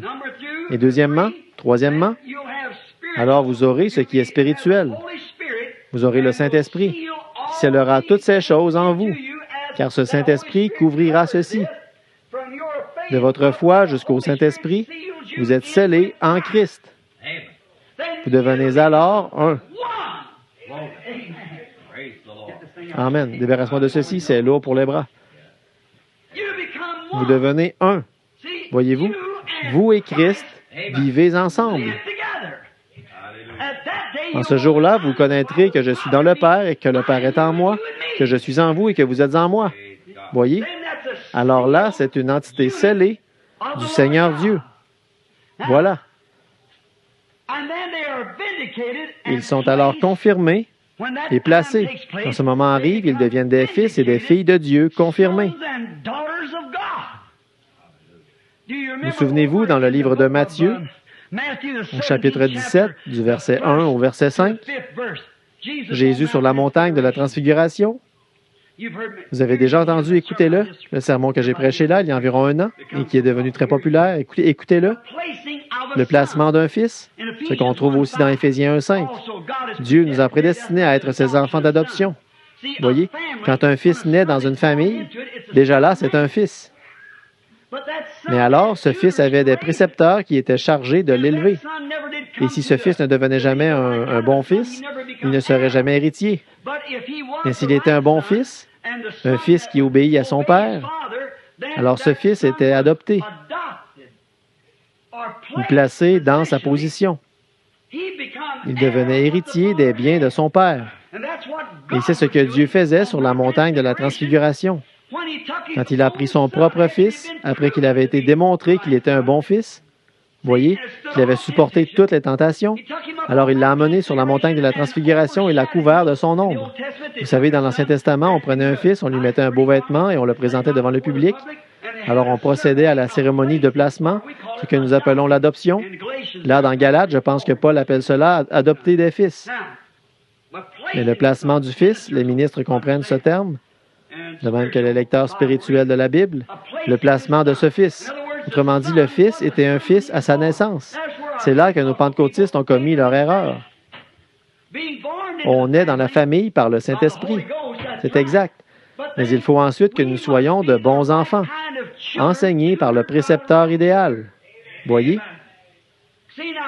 Maintenant, dans les temps anciens, si un homme pensait à son fils et voulait qu'il soit un bon fils, il recrutait le meilleur précepteur qu'il pouvait trouver, le meilleur enseignant, parce qu'il voulait que son fils grandisse et devienne comme son père. Voyez? Alors, il recrutait le précepteur idéal. Eh bien, si un homme terrestre pouvait penser au meilleur précepteur, qu'en est-il de Dieu, notre Père? Alors, il n'a jamais recruté des évêques, des cardinaux, des prêtres. Il nous a donné le Saint-Esprit comme précepteur. Et c'est le Saint-Esprit qui est notre enseignant. Il est dans l'Église et il présente son rapport au Père. Mais si le Père ou le précepteur venait dire, « Eh bien, Père, Or, il n'aurait jamais recruté un genre de précepteur qui désire recevoir des honneurs, une plume à son chapeau, comme on dit, se disant, oh, si je dis quelque chose au père au sujet de ce petit garçon est un renégat de toute façon, mais si je dis ceci au père, le père pourrait me donner une augmentation. Ça, ce n'est pas le genre de précepteur qu'il faut. Le précepteur qu'il faut est honnête, il dit la vérité. Le Saint-Esprit dit la vérité quand il se présente devant Dieu à notre sujet. Oui, donc il se présente là, qu'est-ce que vous en pensez? Aujourd'hui, il rougirait en disant, tes filles se coupent tous les cheveux, pourtant tu leur as défendu.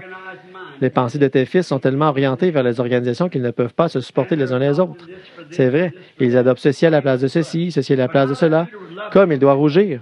Mais combien ce précepteur aimerait venir dire, oh là là, ce fils est un vrai fils, il est vraiment comme son père. Oh, combien il aimerait dire cela, voyez? Alors le père, rempli de fierté, dirait, celui-ci est mon fils. C'est exactement ce que Dieu a fait sur la montagne de la Transfiguration. Remarquez, là sont apparus Moïse et Élie. Et Pierre était surexcité. Le surnaturel s'était produit. Pierre, surexcité, a dit, dressons trois tentes, une pour toi, une pour Moïse et une pour Élie. Comme il parlait encore, Dieu l'a fait taire. Il a dit, celui-ci est mon fils bien-aimé, en qui j'ai mis toute mon affection. Écoutez-le. Voyez, Dieu s'est mis en retrait et a dit, celui-ci est mon fils. Moïse représentait la loi. Les prophètes représentaient sa justice. Nous ne pouvions pas vivre en accord avec sa loi. Nous ne pouvions pas vivre en accord avec sa justice. Je ne réclame pas la justice, je veux la miséricorde, pas la justice. Je ne peux pas garder sa loi, je ne peux pas accomplir sa justice, mais j'ai besoin de sa miséricorde. Et Dieu a dit que la loi et la justice ont été accomplies en lui. Il est mon fils bien-aimé. Écoutez-le. Le voilà, c'est lui. Maintenant, dans l'Ancien Testament, quand ce fils était adopté ou placé dans la famille, son nom était tout aussi valable sur le chèque que celui de son papa. Oui, monsieur. Il y avait un anneau en ce temps-là, un signe, un cachet, et on crachait dessus et on l'appliquait, c'était le cachet. C'était tout aussi, il portait l'anneau de son papa, son cachet. C'était tout aussi valable que celui de son papa. Maintenant, comme Jésus avait été obéissant, Jésus envers Dieu, alors Dieu l'a placé dans sa position. Le voici. Maintenant, quand un membre est né par le Saint-Esprit dans la famille de Dieu et qu'il a démontré qu'il a en lui ses vertus, de sorte que Dieu peut voir en lui la vertu, la connaissance, la tempérance, la patience, l'amour fraternel et la piété, alors Dieu le scelle ou le place.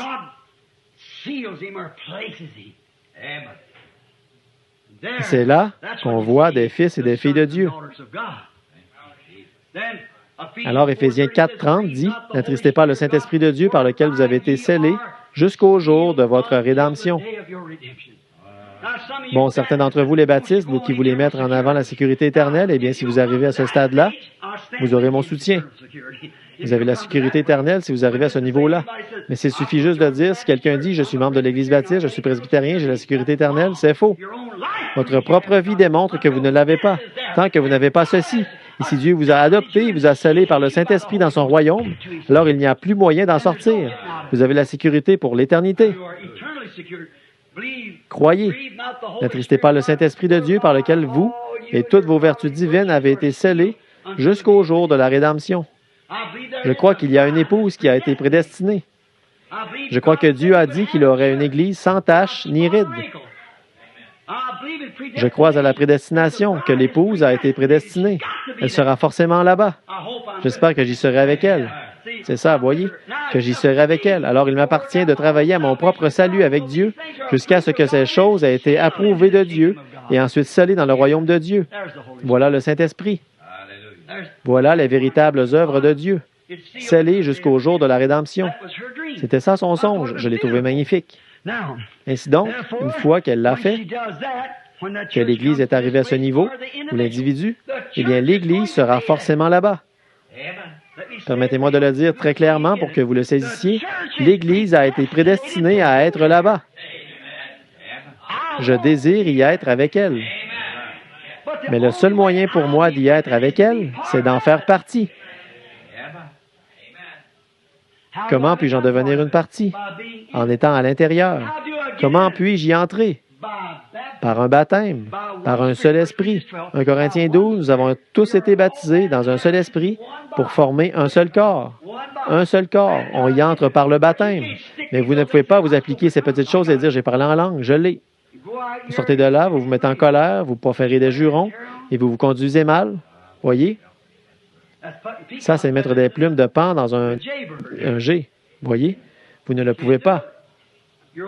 Votre propre vie démontre qu'il n'en est rien. Mais quand ces choses agissent en vous par Dieu, alors vous êtes scellés. Alors ce n'est pas artificiel, vous êtes vous-même, c'est tout. C'est là que les visions, ce qui est parfait, le Saint-Esprit, les œuvres de Dieu, tout se manifeste. Pourquoi? Parce que vous et Christ devenez un. J'espère que c'est compris. Vous et Christ devenez un. Je vais noter autre chose ici sur quoi je voudrais faire porter ma réflexion. Cela nous amène au lieu où se trouve la vie. Vous devenez alors, vous avez la vie éternelle. Eh bien, j'ai le lexique grec ici, le emphatic diaglotte. J'ai étudié un mot l'autre jour. Maintenant, dans Jean 14 ou Jean 3,16, nous voyons qu'il y a un endroit où il est dit « avoir la vie perpétuelle ». À un autre endroit, il est dit « avoir la vie éternelle ». Mais en grec, dans la version grecque, en hébreu, il est dit « la vie sans fin ». Le mot grec s'écrit A-I-N-I-O-A-N.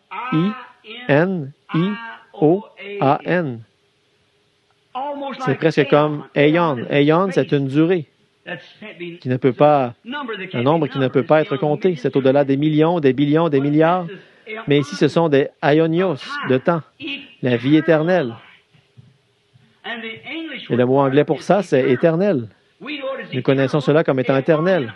Aionios ou la vie sans fin. Voyez, si vous avez la vie sans fin, comment pouvez-vous périr? Vous êtes devenu une partie de ce qui est éternel. Et il n'y a qu'une chose qui est éternelle. Satan n'est pas éternel. Non. Il est devenu Satan. L'enfer n'est pas éternel. L'enfer a été créé. Il n'est pas éternel. Et nos corps ne sont pas éternels. Ils ont été créés. Mais l'Esprit de Dieu est éternel. Il n'a jamais eu de commencement, il n'aura jamais de fin. Et le seul moyen pour nous d'avoir la vie éternelle, de ce mot grec Zoé, qui signifie la vie même de Dieu, c'est que nous devenions une partie de Dieu, en devenant des fils et des filles de Dieu. Et nous avons alors la vie aionios. Donc, la partie qui vit, nous qui reconnaissons cette parole d'ici et là, qui la reconnaît, c'est la vie aionios, la vie sans fin. C'est la vie de Dieu lui-même en nous. Amen. Phew. L'autre jour, au cours d'un voyage, j'ai eu une discussion avec un témoin de Jéhovah. Eh bien, je ne dis pas ça pour manquer d'égard envers la foi de qui que ce soit. Il y a de nombreux témoins de Jéhovah reconvertis qui sont assis là parmi nous. L'un des administrateurs de notre Église était témoin de Jéhovah, il l'était, et il a été sauvé, lui et sa famille. Son père était un lecteur, frère Wood et les autres.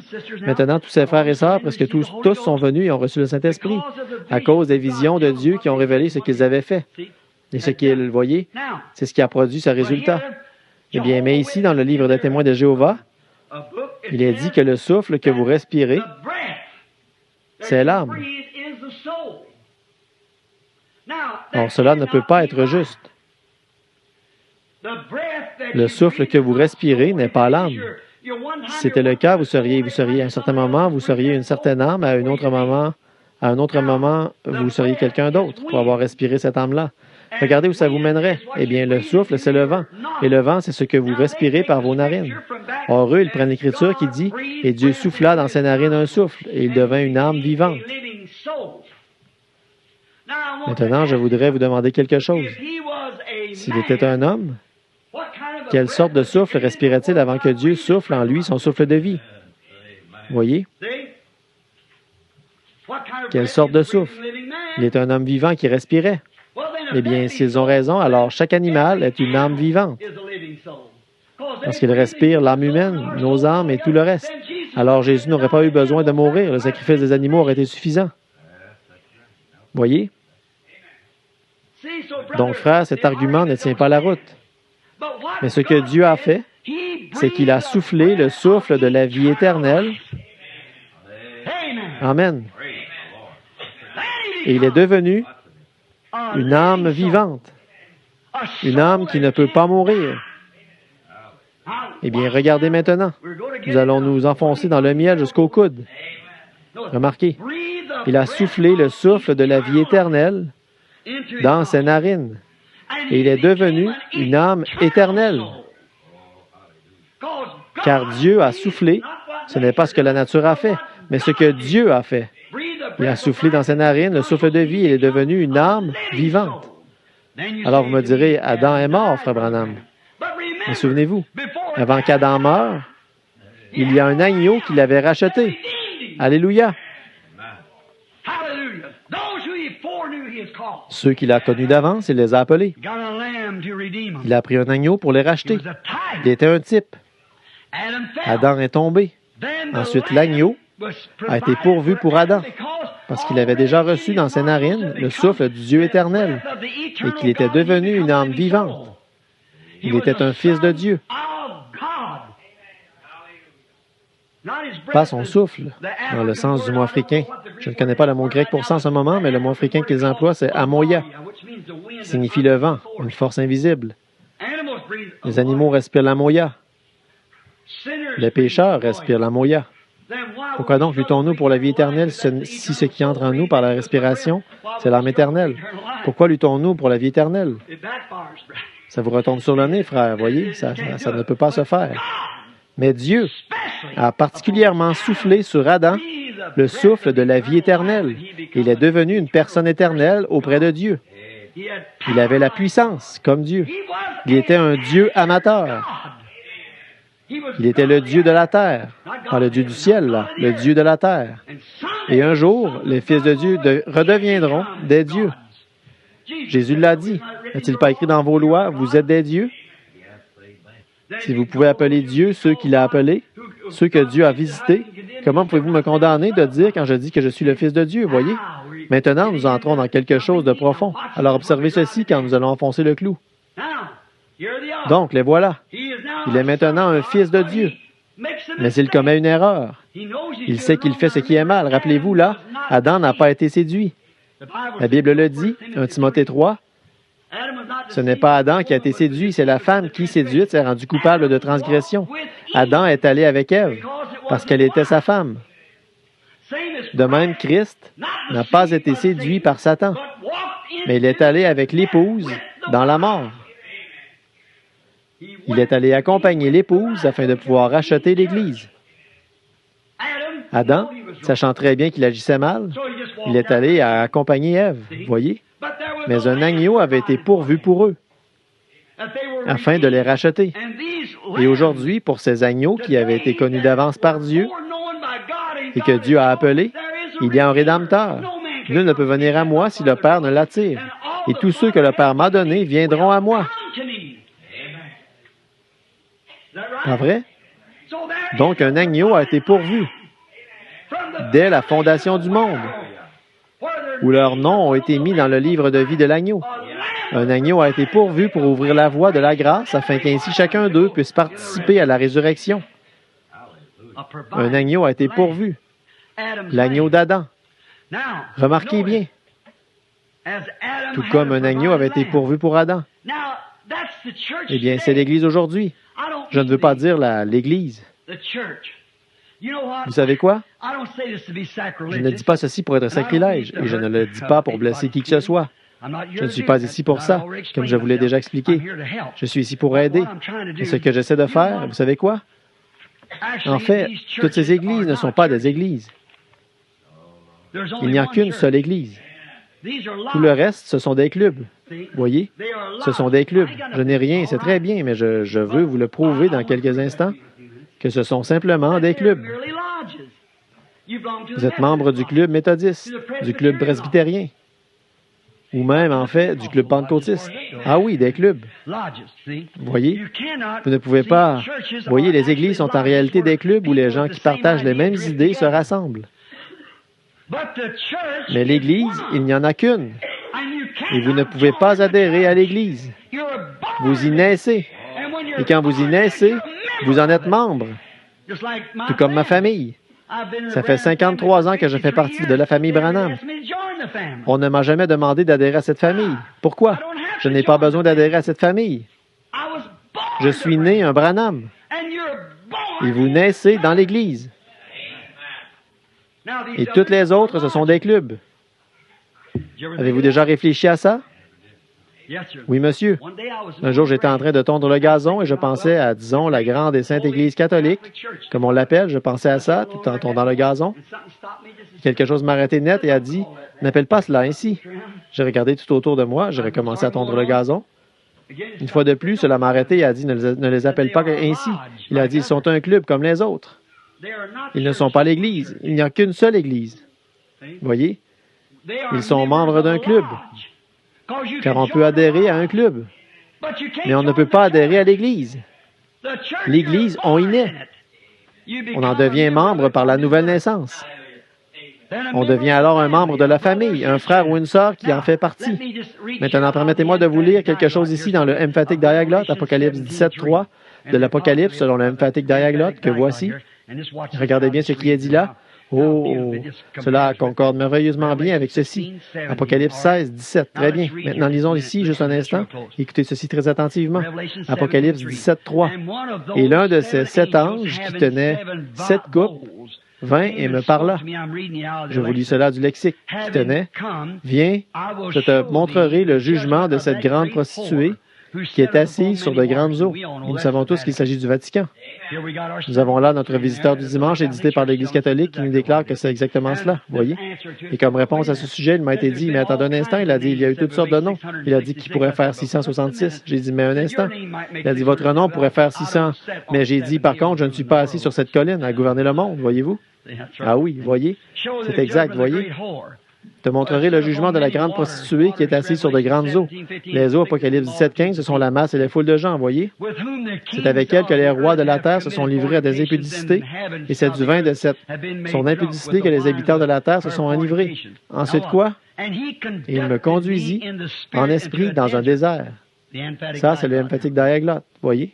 Et je vis une femme assise sur une bête de couleur écarlate, pleine de noms blasphématoires. Or, dans la version du roi Jacques, il est dit, pleine de noms de blasphème. Juste un instant, et je vais retrouver cela ici, juste une minute. Apocalypse 3. Très bien, le voici. Très bien. Je voulais dire Apocalypse 17 et non 7. 17. Maintenant, écoutez le verset 3. Et il me transporta en esprit dans un désert, et je vis une femme assise sur une bête écarlate pleine de noms de blasphème. C'est de cette manière que c'est dit en anglais. Mais la version originale en grec qui se trouve dans le diaglotte rend cela comme ceci. Apocalypse 17, 3. Écoutez. Et il me conduisit en esprit dans un désert, et je vis une femme assise sur une bête de couleur écarlate, pleine de noms blasphématoires. Il y a une grande différence entre nom de blasphème et nom blasphématoire. Qu'en est-il? Eh bien, elle était la mère des prostituées. Nous savons tous cela. Mais de quoi s'agit-il? On n'a pas besoin d'être... Eh bien, c'est exact. Cela inclut l'Église catholique romaine. Mais elle est pleine de noms blasphématoires. Méthodistes, baptistes, presbytériennes, luthériennes. Elles disent toutes être des églises de Dieu. Des noms blasphématoires. Il y a une grande différence entre des noms de blasphème et des noms blasphématoires. Elles se donnent le nom Église de Dieu et elles se représentent ainsi devant le monde. Des parties de cartes, de la boisson, des mauvais comportements, des soupers où on sert de la soupe et ainsi de suite. Tout est permis. Il n'y a qu'une seule Église. On y naît. On n'y entre pas tant qu'on n'a pas été lavé dans le sang de l'agneau et scellé par le Saint-Esprit.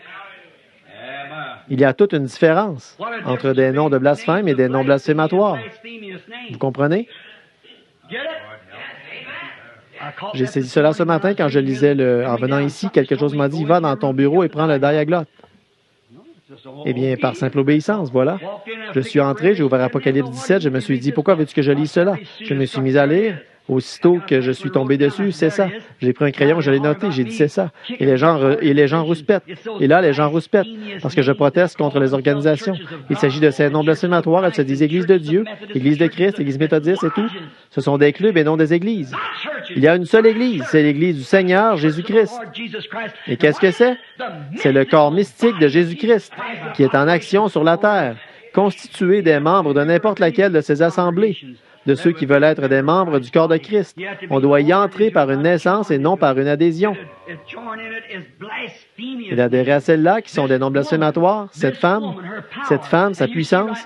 Et vous voyez maintenant qu'il se propose de prendre tous ceux qui ont des idées bizarres au sujet de la religion et de les envoyer en Alaska. Vous avez vu cela? toutes nos croyances bizarres. Et qu'est-ce que c'est? Le Concile, le Conseil mondial des Églises et les catholiques. Ils ont leur grand rassemblement en ce moment, là-bas au Vatican, où ils essaient, tous ces évêques et tout, ils essaient de s'entendre afin de combattre le communisme. Le monde combat le communisme, mais en fait, il ne fait que se joindre au catholicisme.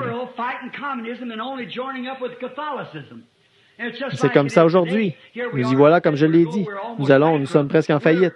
Nous empruntons et dépensons de l'argent maintenant, comptant sur des impôts qui seront payés dans 14 ans. C'est là où nous en sommes. Qui détient l'argent du monde? L'Église catholique. Dans quel but prêtera-t-on cela aux États-Unis? Pour préserver ces entreprises qui fabriquent du tabac, du whisky et tout? Certainement, ils le leur emprunteront. Quand ils feront cela, ils vendront directement leurs droits d'aînesse à l'Église catholique romaine. Nous nous unissons. Observez ceci, c'est très clair, plus clair que de lire un journal, voilà. Voyez, elles sont méthodistes, baptistes, presbytériennes, ainsi de suite, et elles se donnent pour nom l'Église de Dieu, les catholiques et tout, ce genre de choses, c'est cette puissance de la bête pleine de noms blasphématoires. De vous donner ce nom en disant « je suis ». J'ai dit, je suis allé à l'hôpital là-bas il n'y a pas longtemps, j'y allais pour prier pour une personne, j'ai dit, c'était ma mère, j'ai dit, nous allons prier pour ma mère. L'autre dame a dit, tirez ce rideau. J'ai dit, n'êtes-vous pas chrétienne? Elle a dit, nous sommes méthodistes. J'ai dit, merci, je pensais que vous étiez peut-être une croyante. J'ai simplement tiré le rideau autour de moi, voyez? Donc, si vous n'êtes pas chrétien, là, c'est autre chose, voyez? Mais nous sommes méthodistes. C'est un blasphème. La bête. Les églises, ce qu'on appelle des églises, ce ne sont pas des églises. Je veux m'assurer que cela a bien été enregistré. Oui, ce ne sont pas des églises, ce sont des clubs. Les gens y adhèrent. Mais vous ne pouvez pas adhérer à l'Église du Dieu vivant. Vous y entrez par une naissance, par le baptême du Saint-Esprit. Et quand vous êtes baptisé du Saint-Esprit, ces vertus sont scellées en vous par le Saint-Esprit. Et donc, celui qui est né de Dieu ne pratique pas le péché. Il ne le peut pas. Voilà, c'est ça. Oh là là. Nous pourrions en parler toute la journée, n'est-ce pas? L'Église, c'est le corps mystique de Christ, né du souffle de Dieu. Ouh! Avez-vous saisi? L'Église de Dieu est née du souffle de Dieu. Dieu a soufflé son souffle dans les narines d'Adam, spirituellement, et il est devenu une âme vivante. Saviez-vous que les pentecôtistes ou la véritable Église pentecôtiste est née du souffle de Dieu? Permettez-moi de prendre un instant pour vous lire quelque chose là-dessus. Laissez-moi voir un instant. Jean, je crois, c'est là que je vais lire. Nous verrons si l'Église de Dieu l'est, oui ou non. Jean, voyons un peu, je crois que c'est 16, 19, 20. Très bien. Voilà, je crois que nous trouverons cela ici. Très bien. Je vais vous le lire et voyons si oui ou non l'Église est née du souffle de Dieu, comme Adam l'était au commencement. Observez. Et le soir de ce jour, qui était le premier de la semaine, les portes du lieu où se trouvaient les disciples étant fermées à cause de la crainte qu'ils avaient des Juifs, Jésus vint, se présenta au milieu d'eux et leur dit, « La paix soit avec vous. » Et quand il lui dit cela, il leur montra ses mains et son côté, où les disciples furent dans la joie en voyant le Seigneur, et Jésus leur dit de nouveau, « La paix soit avec vous. Comme le Père m'a envoyé, moi aussi, je vous envoie. » Observez, le Père qui l'a envoyé, il était là en lui. Et Jésus, quand il envoie un disciple, il est là en lui. Celui-là même qui l'a envoyé, Dieu. Après ces paroles, il souffla sur eux et dit, « Recevez le Saint-Esprit. » L'Église naît du souffle de Dieu. Quand cette stature est façonnée là et qu'elle est prête, le souffle de Dieu souffle sur eux. Recevez le Saint-Esprit. Et vous êtes alors un fils de Dieu. Vous pouvez adhérer à tout ce que vous voudrez, mais dans l'Église de Dieu, on y entre par une naissance. Cette naissance, c'est par le souffle de Dieu. Dieu a soufflé sur eux et a dit, « Recevez le Saint-Esprit. » Oh là là! Voilà, c'est ça. Non pas, venez adhérer, inscrivez votre nom ici, avec vos soupers où on sert de la soupe et tout ce qui va avec. Vous adhérez à un club. Vous pouvez adhérer à un club méthodiste, à un club baptiste, à un club presbytérien, à un club catholique ou à un club pentecôtiste et à tout ce à quoi vous voulez adhérer. Mais vous adhérez quand même à un club. En revanche, quand vous devenez un enfant de Dieu, vous naissez du souffle de Dieu.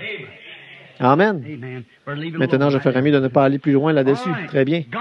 Alors, la vie de Dieu se trouve aussi en vous. Jésus l'a dit. Un instant. Jésus l'a dit. Je suis le cep. Vous êtes le sarment. Maintenant, regardez. Pourquoi cherchait-il querelle à Jésus? Il cherchait querelle à Jésus parce qu'il était un homme qui se faisait Dieu. Il était Dieu. Dieu était en Christ. Voyez? Et il leur a dit, ne regardez pas à moi, ce n'est pas moi, c'est mon Père, et il demeure en moi. Oh, voyez? Eux, ils regardaient à ce petit corps qui était né de Marie. Voyez? Ça, ce n'était pas Dieu. Ça, c'était le Fils de Dieu.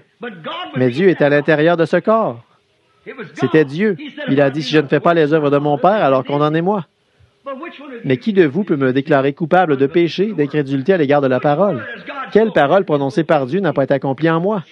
Le péché, c'est l'incrédulité. Qui de vous peut m'accuser d'avoir péché? Le péché, c'est l'incrédulité. Montrez-le-moi. Si je ne fais pas les œuvres de mon Père, alors ne me croyez pas.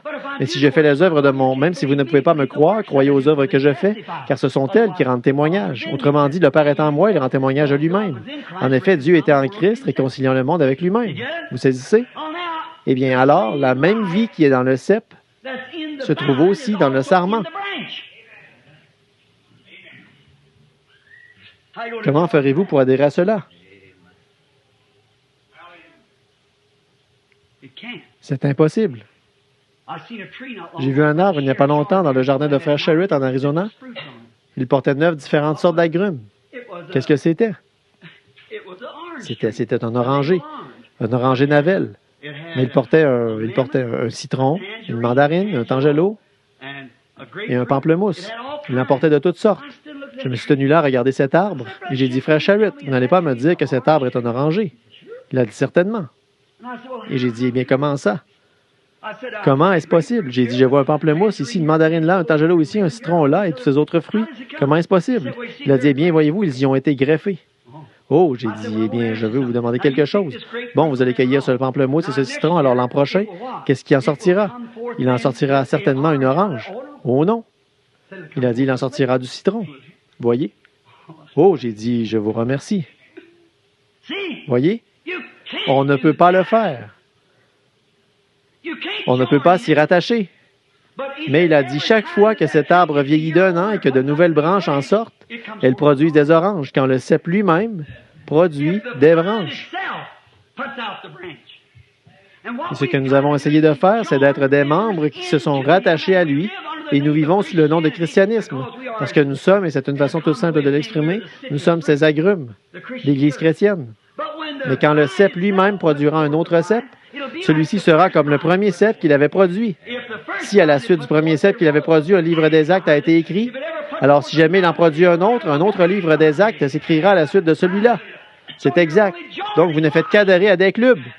Mais quand vous êtes né du cep, vous avez un fruit. C'est exact. Vous avez un fruit. Mais qu'est-ce que vous produisez avec cela? Vous avez l'apparence de la piété tout en reniant ce qui en fait la force. Vous niez les signes, vous niez les prodiges, vous niez le Saint-Esprit, vous niez le parler en langue, vous niez les visions, vous niez les prophéties, vous niez la guérison. Et cependant, vous vous donnez un nom. Ce n'est pas surprenant que le Saint-Esprit ait dit une puissance, un groupe de gens pleins de noms blasphématoires, certainement. Ils se donnent un nom de chrétien, ayant l'apparence de la piété, mais reniant ce qui en fait la force. Éloigne-toi de ces hommes-là, car il en est parmi eux qui conduisent des femmes d'un esprit faible et borné, chargées de passions de toute espèce. Toutes sortes d'organisations. L'Église est tellement remplie de ce genre d'associations-ci et de ce genre d'associations-là. Qu'en est-il de l'association de Jésus-Christ? Voyez, nous avons toutes ces autres choses et nous avons surchargé l'Église. Alors voilà, on ne peut jamais adhérer à une Église. On adhère à un club. On est membre d'un club. D'un groupe de gens, exactement comme dans un club. Nous croyons ceci, nous avons nos ordres établis, nous avons nos secrets, et ainsi de suite. Vous faites la même chose, seulement vous adhérez à une soi-disant Église. Mais vous ne pouvez pas adhérer à l'Église. Vous avez adhéré à un club de membres, mais pas à une Église. Car c'est par une naissance qu'on entre dans cette Église et dans le cep lui-même. Maintenant, un instant, observez. Je vais terminer après un certain temps. Remarquez. Excusez-moi, je ne voulais pas dire ça. Observez, regardez. Si Dieu a cimenté cette épouse par cet esprit, alors il cimente l'individu par cet esprit, voyez? C'est alors que vous naissez dans ce royaume-là.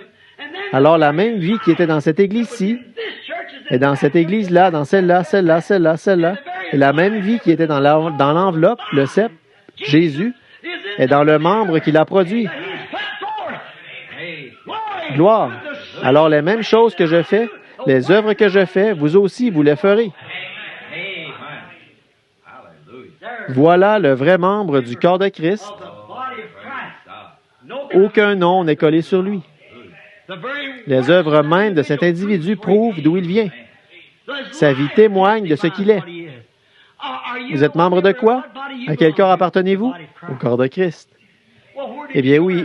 Eh bien, où y avez-vous adhéré? Je n'y ai pas adhéré. J'y suis entré par une naissance, voyez? J'y suis entré par une naissance. Vous n'avez pas à le leur dire. Ils savent ce qui s'est passé. Vous, comment pouvez-vous allumer une lampe et la couvrir d'un boisseau? A-t-il dit. Voyez? Non, non. Quand on entre dans le royaume de Dieu par une naissance, alors c'est la vie. La vie même qui est en Jésus. Alors, on s'intéresse aux âmes. Alors, on n'a pas à supplier les gens pour qu'ils viennent à l'autel. On n'a pas besoin de supplier qui que ce soit de venir se joindre à ceux qui sont devant l'autel. Oui, les choses se font automatiquement parce que c'est scellé en vous. Vous êtes une entité de Dieu.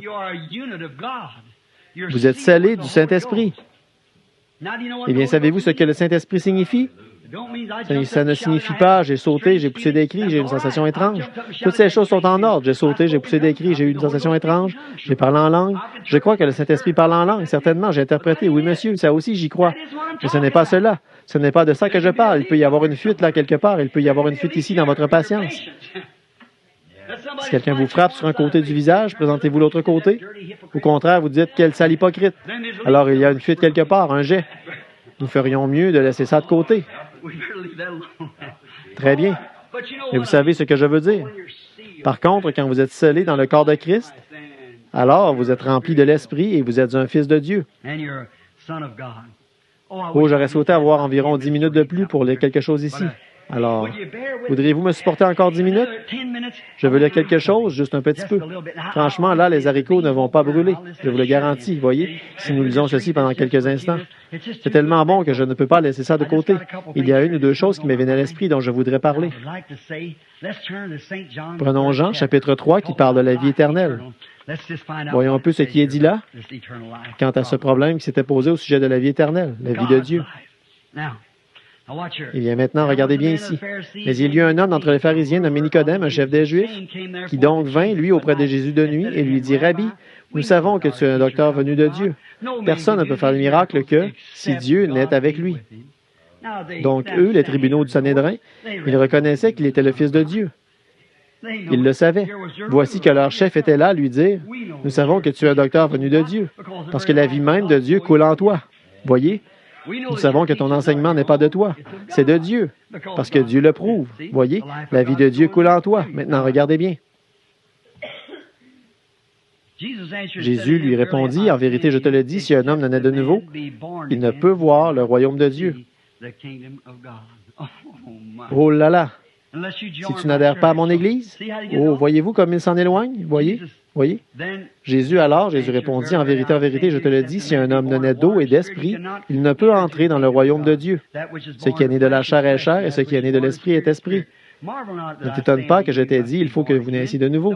Le vent souffle où il veut, voyez, ça va et ça vient, voyez, ça va et revient, voyez. Le vent souffle où il veut. Tu ne peux pas en entendre, tu peux en entendre le bruit, mais tu ne sais d'où il vient ni où il va. Il en est ainsi de tout homme né de l'esprit. Nicodème lui dit, comment cela peut-il se faire?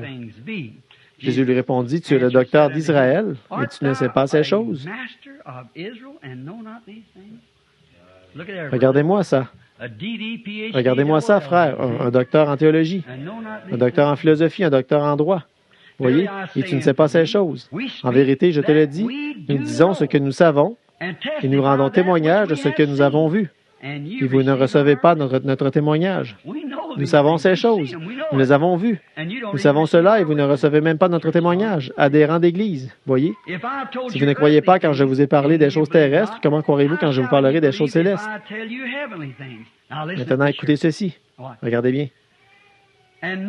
Personne n'est monté au ciel si ce n'est celui qui est descendu du ciel, le Fils de l'homme qui est dans le ciel. Allez donc comprendre ça. Vous savez, une fois, il a dit, « Que pensez-vous du Christ? De qui est-il le fils? » Ils ont dit, « Le fils de David. » Il a dit, « Alors pourquoi David, en esprit, lui a-t-il dit? » Le Seigneur a dit à mon Seigneur, « Assieds-toi à ma droite. » Comment pouvait-il être son Seigneur et son fils? Personne ne lui a plus demandé quoi que ce soit. Dans l'Apocalypse, il a dit, « Je suis la racine et la postérité de David. » Voyez? Je suis le cep et le sarment. Je suis le commencement. J'existais avant le commencement. J'étais le commencement et j'étais aussi sa postérité. Alors, il a dit ici, « Personne n'est descendu du ciel si ce n'est le Fils de l'homme qui est maintenant dans le ciel. »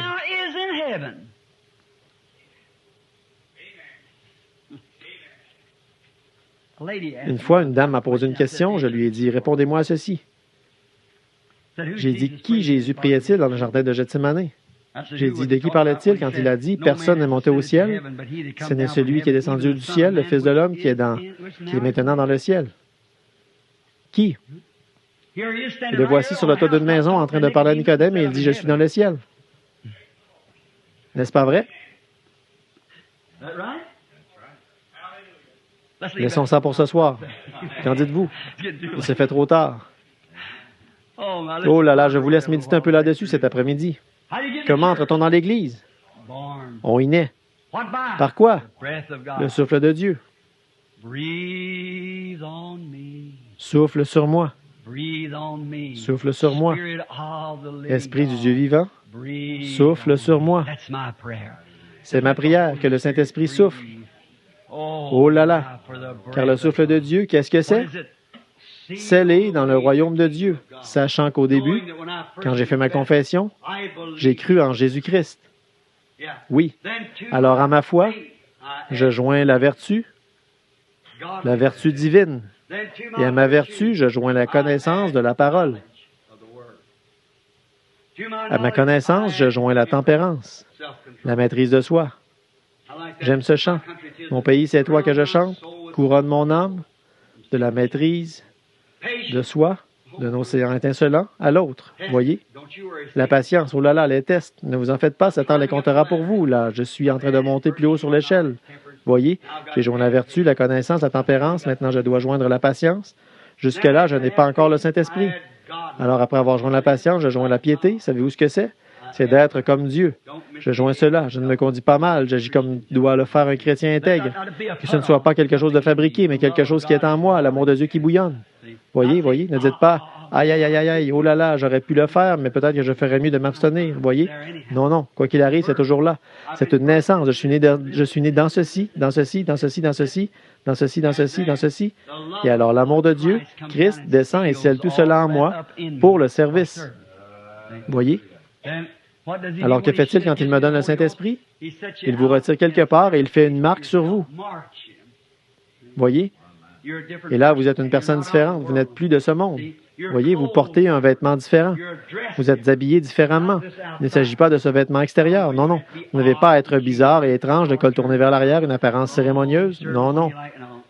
Vous ne faites pas ça. Vous vous habillez physiquement comme ceci. C'est le vêtement spirituel qui compte. Vous avez été revêtu de l'habit de noces. Qu'est-ce que vous êtes? Comme Jésus, regardez quelque chose à couvert et il a été transfiguré là devant eux. Ses vêtements resplendissaient comme le soleil. Vous voilà.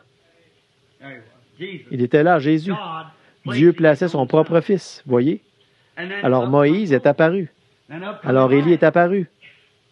Et Pierre a dit, vous savez, il est bon que nous soyons ici. Voyez-vous la manière humaine? Oui. Oh, le surnaturel s'était produit. Il a dit, dressons 3 tentes. Dressons une pour Moïse, une pour Élie et une pour toi. Et avant qu'il ait fini de parler, Dieu a arrêté tout cela en disant, celui-ci est mon fils bien-aimé. Toutes ces choses que j'ai exigées de Moïse et que j'ai prescrites dans la loi de Moïse et la justice par les prophètes, il a accompli tout cela. Écoutez-le. Je vais me retirer de la scène maintenant. Alors écoutez-le. Alors écoutez-le. Oh là là. Que c'est merveilleux. Donc, après que nous avons rempli ces conditions requises et que nous sommes remplis des vertus de Dieu et des choses de Dieu, alors le Saint-Esprit descend et nous scelle dans le royaume. Ne vous en faites pas, tout le monde saura que vous l'avez reçu. Vous n'aurez pas à dire, eh bien, gloire à Dieu, je sais que je l'ai reçu, j'ai parlé en langue. Gloire à Dieu, je sais que je l'ai reçu. Une fois, j'ai dansé par l'Esprit. Vous n'aurez pas à dire un mot là-dessus, tout le monde saura que vous l'avez. Ne vous en faites pas. Oui, il rendra témoignage de lui-même. Il fera que cela se sache parmi les hommes. Que Dieu vous bénisse. Je suis vraiment content d'être parmi vous ce matin, d'avoir ce moment de communion. Écoutez, notre Église est petite et donc nous n'avons pas suffisamment de place pour les gens qui viennent ici. Nous ne sommes pas une organisation. Nous croyons et nous avons la communion fraternelle avec chaque organisation. Vous venez ici simplement parce que vous le voulez. Et vous, nous vous aimons. Et nous voulons que chaque organisation, chaque personne, je crois que dans chacune de ces organisations, il y a des chrétiens. Ce sont des frères et des sœurs en Christ. Ainsi donc, nous n'avons pas d'attache, pas adhérer à quoi que ce soit, rien d'autre à faire que d'être chrétiens. Et comme E. Howard Caddell avait l'habitude de dire, nous n'avons aucune autre loi que l'amour, aucun autre livre que la Bible, aucun autre credo que Christ. C'est vrai. Venez nous rendre visite, ça nous fera plaisir. Nous croyons le plein évangile, toute la parole d'un bout à l'autre. Nous la croyons telle qu'elle. Nous n'y ajoutons rien, nous ne retranchons rien, nous n'y ajoutons aucune camelote d'organisation. Nous la laissons telle qu'elle, c'est tout. Et nous sommes toujours heureux de vous recevoir. Venez vous joindre à nous quand vous le pouvez. Nous prions pour les malades. Nous croyons tout ce que la Bible dit de faire. Nous oublions nos faiblesses, les laissons en arrière et nous courons vers le but de la vocation céleste. Bon, encore une chose, permettez-vous de le dire. Hier matin, là-bas sur le tableau, vous remarquerez qu'il y a une vision. J'ai eu une vision. C'était vers 5 heures, comme ma femme là derrière le sait, ou 6 heures. Je m'étais réveillé. Nous étions levés pour préparer les enfants pour l'école. Ces choses m'arrivent de temps en temps. Et vous ici, vous le savez tous, qu'elles n'échouent jamais. Elles sont absolument parfaites. Voyez? Elles n'échouent jamais. Et je pensais que j'étais la personne la plus heureuse que j'ai jamais vue. J'étais debout sous le soleil, SOLEIL, et je prêchais l'Évangile à une assemblée immense, très nombreuse. Je voulais juste voir si c'était enregistré. C'était une assemblée immense, très nombreuse, et les gens étaient assis dans une forêt. Des rayons de soleil brillaient sur eux ici et là. Ils recevaient cela et ils recevaient la parole. Et comme d'habitude, je prends toujours trop de temps, je m'attarde trop, je prêche trop longtemps, et j'avais prêché tellement longtemps que l'assemblée a commencé à avoir faim de la nourriture physique. Et quelques-uns d'entre eux étaient fatigués. Alors ils se sont levés, sont sortis pour chercher à manger. Ils ont commencé à sortir. J'ai dit, ne sortez pas, ne sortez pas. J'avais 2 points culminants que je voulais atteindre dans ma prédication. Et le Seigneur m'avait donné ces choses, et tout prédicateur le sait, quand vous êtes vraiment convaincu que c'est Dieu qui vous les a données, vous brûlez du désir de le dire aux gens. Et je prêchais tout simplement, Charlie, avec autant de force que je le pouvais. J'insistais beaucoup, vous savez, je disais, toutes ces choses glorieuses, ces choses que Dieu est en train de faire, regardez cela. Il discerne les pensées du cœur. Qu'est-ce que c'est? La parole. Et je continuais comme cela. Et comme j'aimerais pouvoir me rappeler ce que je disais et quel était mon sujet. Je n'arrive pas à me le rappeler, voyez, mais je prêchais de toutes mes forces. Et je me voyais en train de le faire. Et donc, pendant que j'étais là, je regardais, je me voyais en train de prêcher cela. Et je prêchais vraiment à qui voulait m'entendre. Un peu plus tard, en me redressant, vous savez, j'ai pensé, gloire à Dieu. J'ai dit, regardez toutes ces choses merveilleuses. Ceci, cela. Tout à coup, j'ai remarqué que les gens commençaient à donner l'impression d'avoir faim de la nourriture physique. Et donc, ils en avaient assez de la nourriture spirituelle, alors ils ont commencé à s'en aller. Et certains d'entre eux, ils ont commencé à s'en aller. Je me suis dit, mais qu'est-ce qu'ils ont tous? Et j'ai regardé, il y avait là quelques jeunes couples qui passaient à côté de moi. Je me suis dit, j'ai dit, un instant, mon ami, un instant. Vous reviendrez quand les ombres du soir tomberont. Voyez? J'ai dit, vous reviendrez. Mais laissez-moi vous présenter ce premier point culminant. D'où viennent toutes ces choses que je vous ai montrées? D'où viennent-elles? J'ai dit, les voici. Elles sont dans la parole de Dieu. Elles sont ainsi dit le Seigneur, sa promesse. En effet, j'ai dit, vous me rendez tous témoignage, vous êtes témoins de ce que ma commission, c'est, tiens-t'en à la parole. J'ai dit, mais qu'est-ce que vous avez tous? Ne pouvez-vous pas comprendre la parole? Il faut que vous la compreniez. Certains d'entre eux ont dit, oh, que j'aimerais manger des petits pains, et ainsi de suite, comme ça. Eh bien, je me suis dit, eh bien, gloire à Dieu, s'ils veulent manger des petits pains, qu'ils aillent les chercher. Alors, je me suis retourné, je me suis dit, oh, mais sais-tu quoi, les ombres vont bientôt tomber, ça ne tardera pas.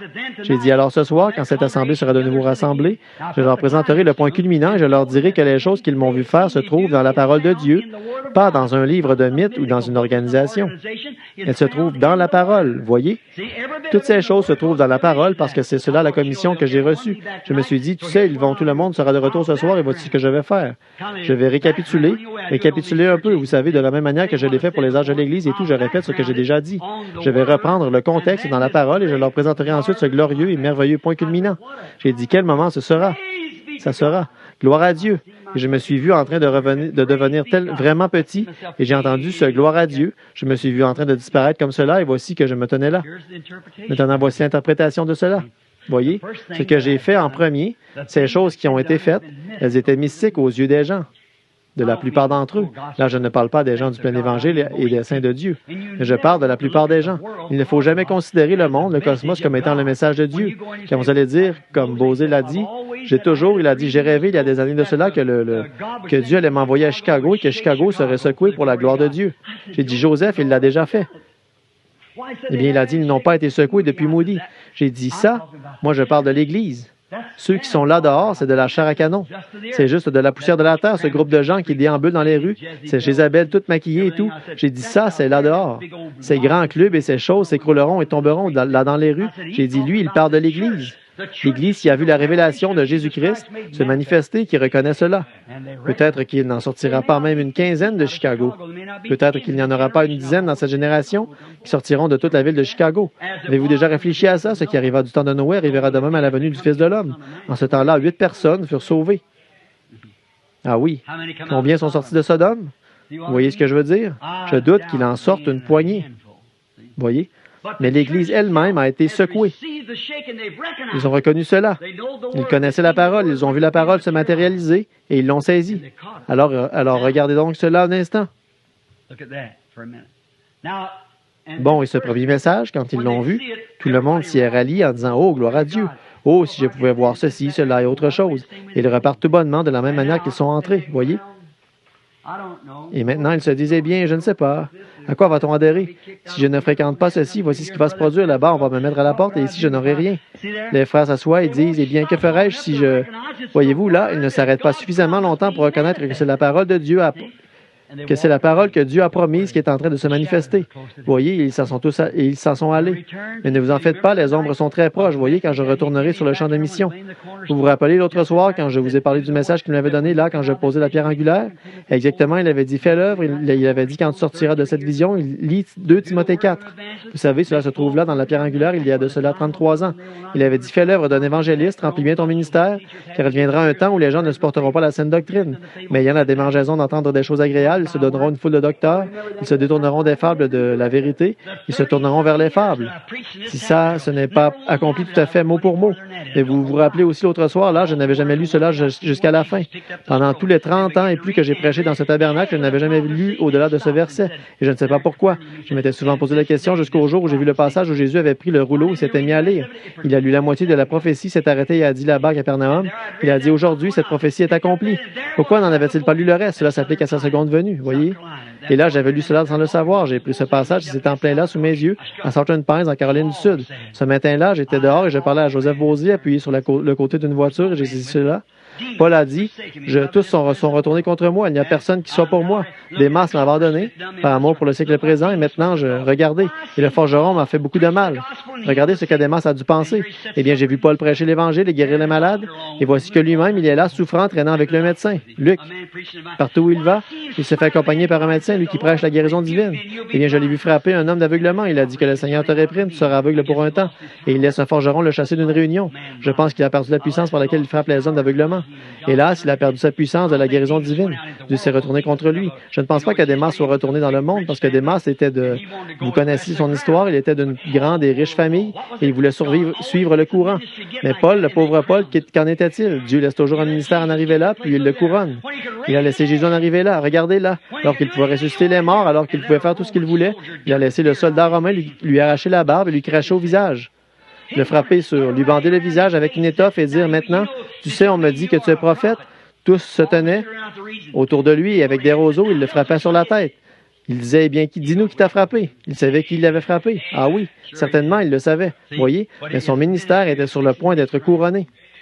Cela en arrive toujours là, où ça semble vraiment, vraiment faible, pratiquement fini. Alors Dieu couronne cela.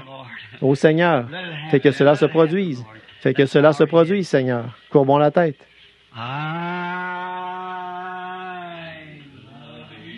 Je l'aime.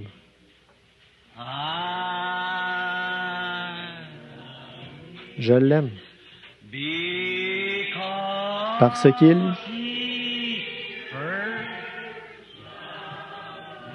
Maintenant, adorons-le. Nous avons eu un enseignement difficile et a acquis mon salut.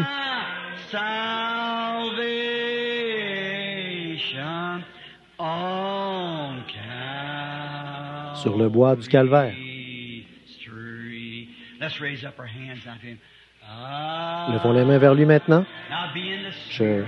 Maintenant, soyez dans l'esprit. Voyez, je l'aime. Je l'aime.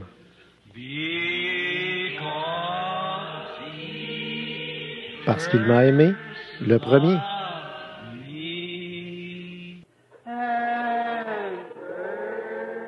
Et a acquis mon salut.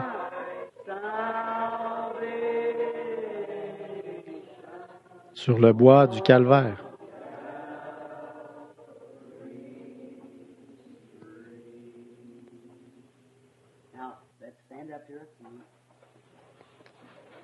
Levons-nous maintenant.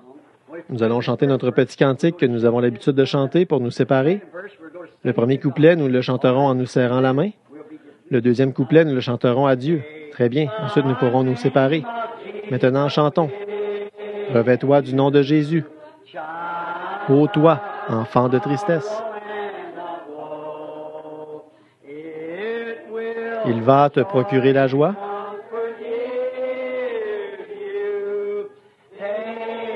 Prends-le partout où tu vas. Précieux nom. Nom si doux. Espoir de la terre, joie du ciel. Précieux nom. Nom si doux.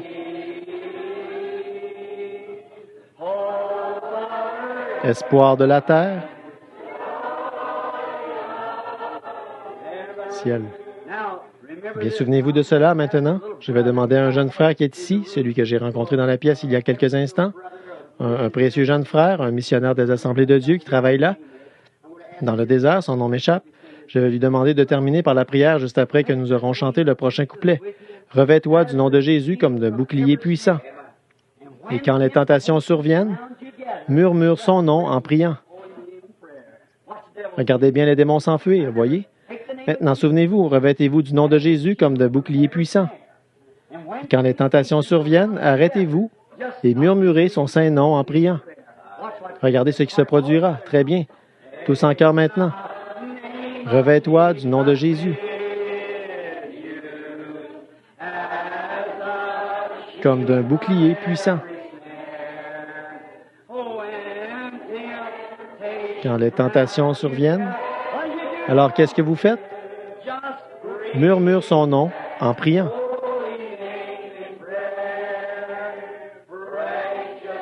Précieux nom, précieux nom.